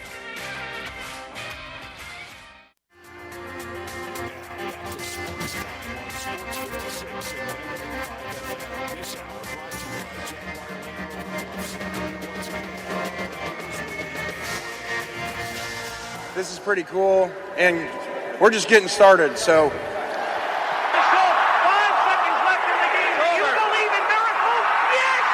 Spanning the globe. Go crazy, folks! Go crazy! This is for all the biggest crunch time. You are looking live. In your life have you seen anything like that? Goodbye!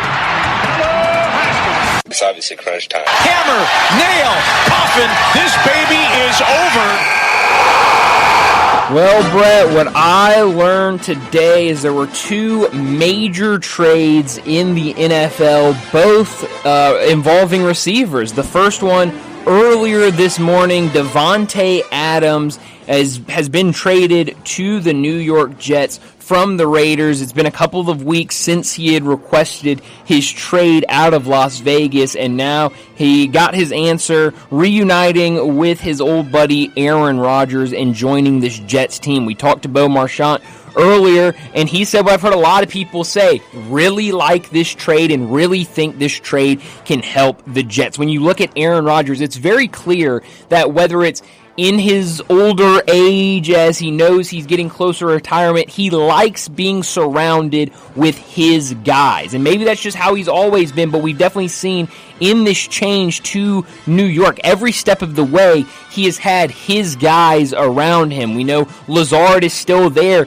with him from his days with the Packers. He brought a couple of other guys from the Packers, recruited them, got the Jets to sign them or trade for them, and now it looks like the same has happened with Davante Adams. You look at that at the receivers for the Jets right now. Garrett Wilson, a great receiver that Aaron Rodgers targets probably too often. You got Allen Lazard that has come up with big plays seemingly every week, but they were definitely missing an option at that position. Davante Adams definitely fills that void. Then the other trade, the Bills getting Amari Cooper from the Browns. If anybody's watched the Browns this year, you can tell that offense is a complete mess, and for good reason. I'm sure Amari Cooper wanted out of Cleveland, and now he gets to go to Buffalo with a pretty good offense and a really good quarterback. What I learned is tonight, it doesn't matter for the record, but a really good gauge of how good this Tigers team is right now. But right now is October 15th. Right. Brian, just a few years ago, that was the start of college basketball practice. Yeah. That's when Midnight Madness would occur at midnight on October 14th, really, leading in to the 15th. And now it's North Carolina in town. That? I mean, this is no Humpty exhibition game. It's North Carolina. And March 15th is much more important than October 15th, but I know many will make too much of a win, and some will be too despairing over a loss. I think we just need to keep it all kind of centered. Yeah, no, absolutely. But it will be fun to see these guys out there and start getting excited for the season. What I could have done without Paul George was injured last night and left the game with a knee injury in the 76ers preseason game. Paul George signed a $212 million contract this offseason.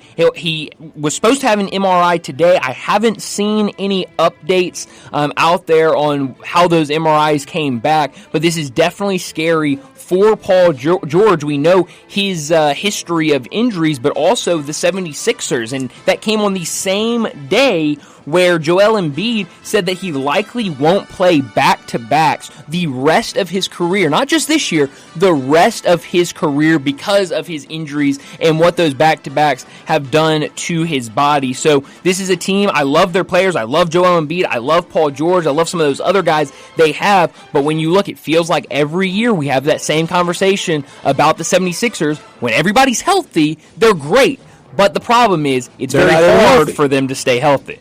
Yeah, I could have done without in Philly, too. It was Nick Sirianni's behavior that led to his lame apology. He thinks he's above criticism. He thinks he's better than those fans sitting in the stands that are booing him. And across sports, players, coaches, everybody, lose the kids at the press conference. First of all, you're using them. Yeah. You're using them as a shield. Man, they can't be mean to me if I have my little ones up here, and it often works. Lose the kids at press conferences. Yeah, no, I am with you on that. That was I didn't even know what was happening. I was like, what is he doing? It made no sense. Your customer like that. It's crazy, Brett. And I know, the excuse people will give you that are, if there are any Nick Sirianni defenders out there, well, he's just emotional. He just loves his team so much. That is ridiculous. To turn around and do that to your fans. To stay at it. And did you notice no one on the sideline, Coach, be cool, back away. No. They felt the same way. Mm-hmm. Yeah, insane. I could not believe what I saw. And you're right. The apology almost made it worse because I hated the apology. I'm not a big Nick Sirianni fan, and these antics definitely do not help. Where are you beaming tonight? Yankee Stadium in the Bronx, Game 2, Tanner Bibby versus Garrett Cole. Sounds like a mismatch, doesn't it? Cleveland just wants the split. Cole 11-6 all-time in postseason, 19th ALCS for the Yankees. 6 out of 7 years in the playoffs for Aaron Bleeping Boone, as they call him in Boston. Yeah, it's crazy, but we'll see what happens. That should be a really, really fun game, and we'll see. Maybe the Guardians can do what the Mets did yesterday and come out and dominate tonight, but it's going to be hard to do it against Garrett Cole. That's a really good one. Being me down to FedEx Forum for this doubleheader exhibition. Very excited. Caesars goes Tigers in North Carolina. That's right. I'm excited to see both of these teams. For Memphis, to see what Penny Hardaway has on this roster, what it will look like throughout the season, and then on the other side, the brand of North Carolina at FedEx Forum, and then the defending champs and the legends of South Carolina women's basketball. Yeah. It's going to be a really, really fun night at FedEx Forum, but a lot to keep an eye on tonight. College football as well. 3 college football games. Kennesaw State, one of 3 winless teams. They're at Middle Tennessee State tonight. Troy at South Alabama. Louisiana Tech at New Mexico. This feels like everybody's scouting this game this night for future players next year in the portal, doesn't it? That's a great point. They absolutely will be. But that's all the time we have. Enjoy your night. We'll talk to you again tomorrow afternoon.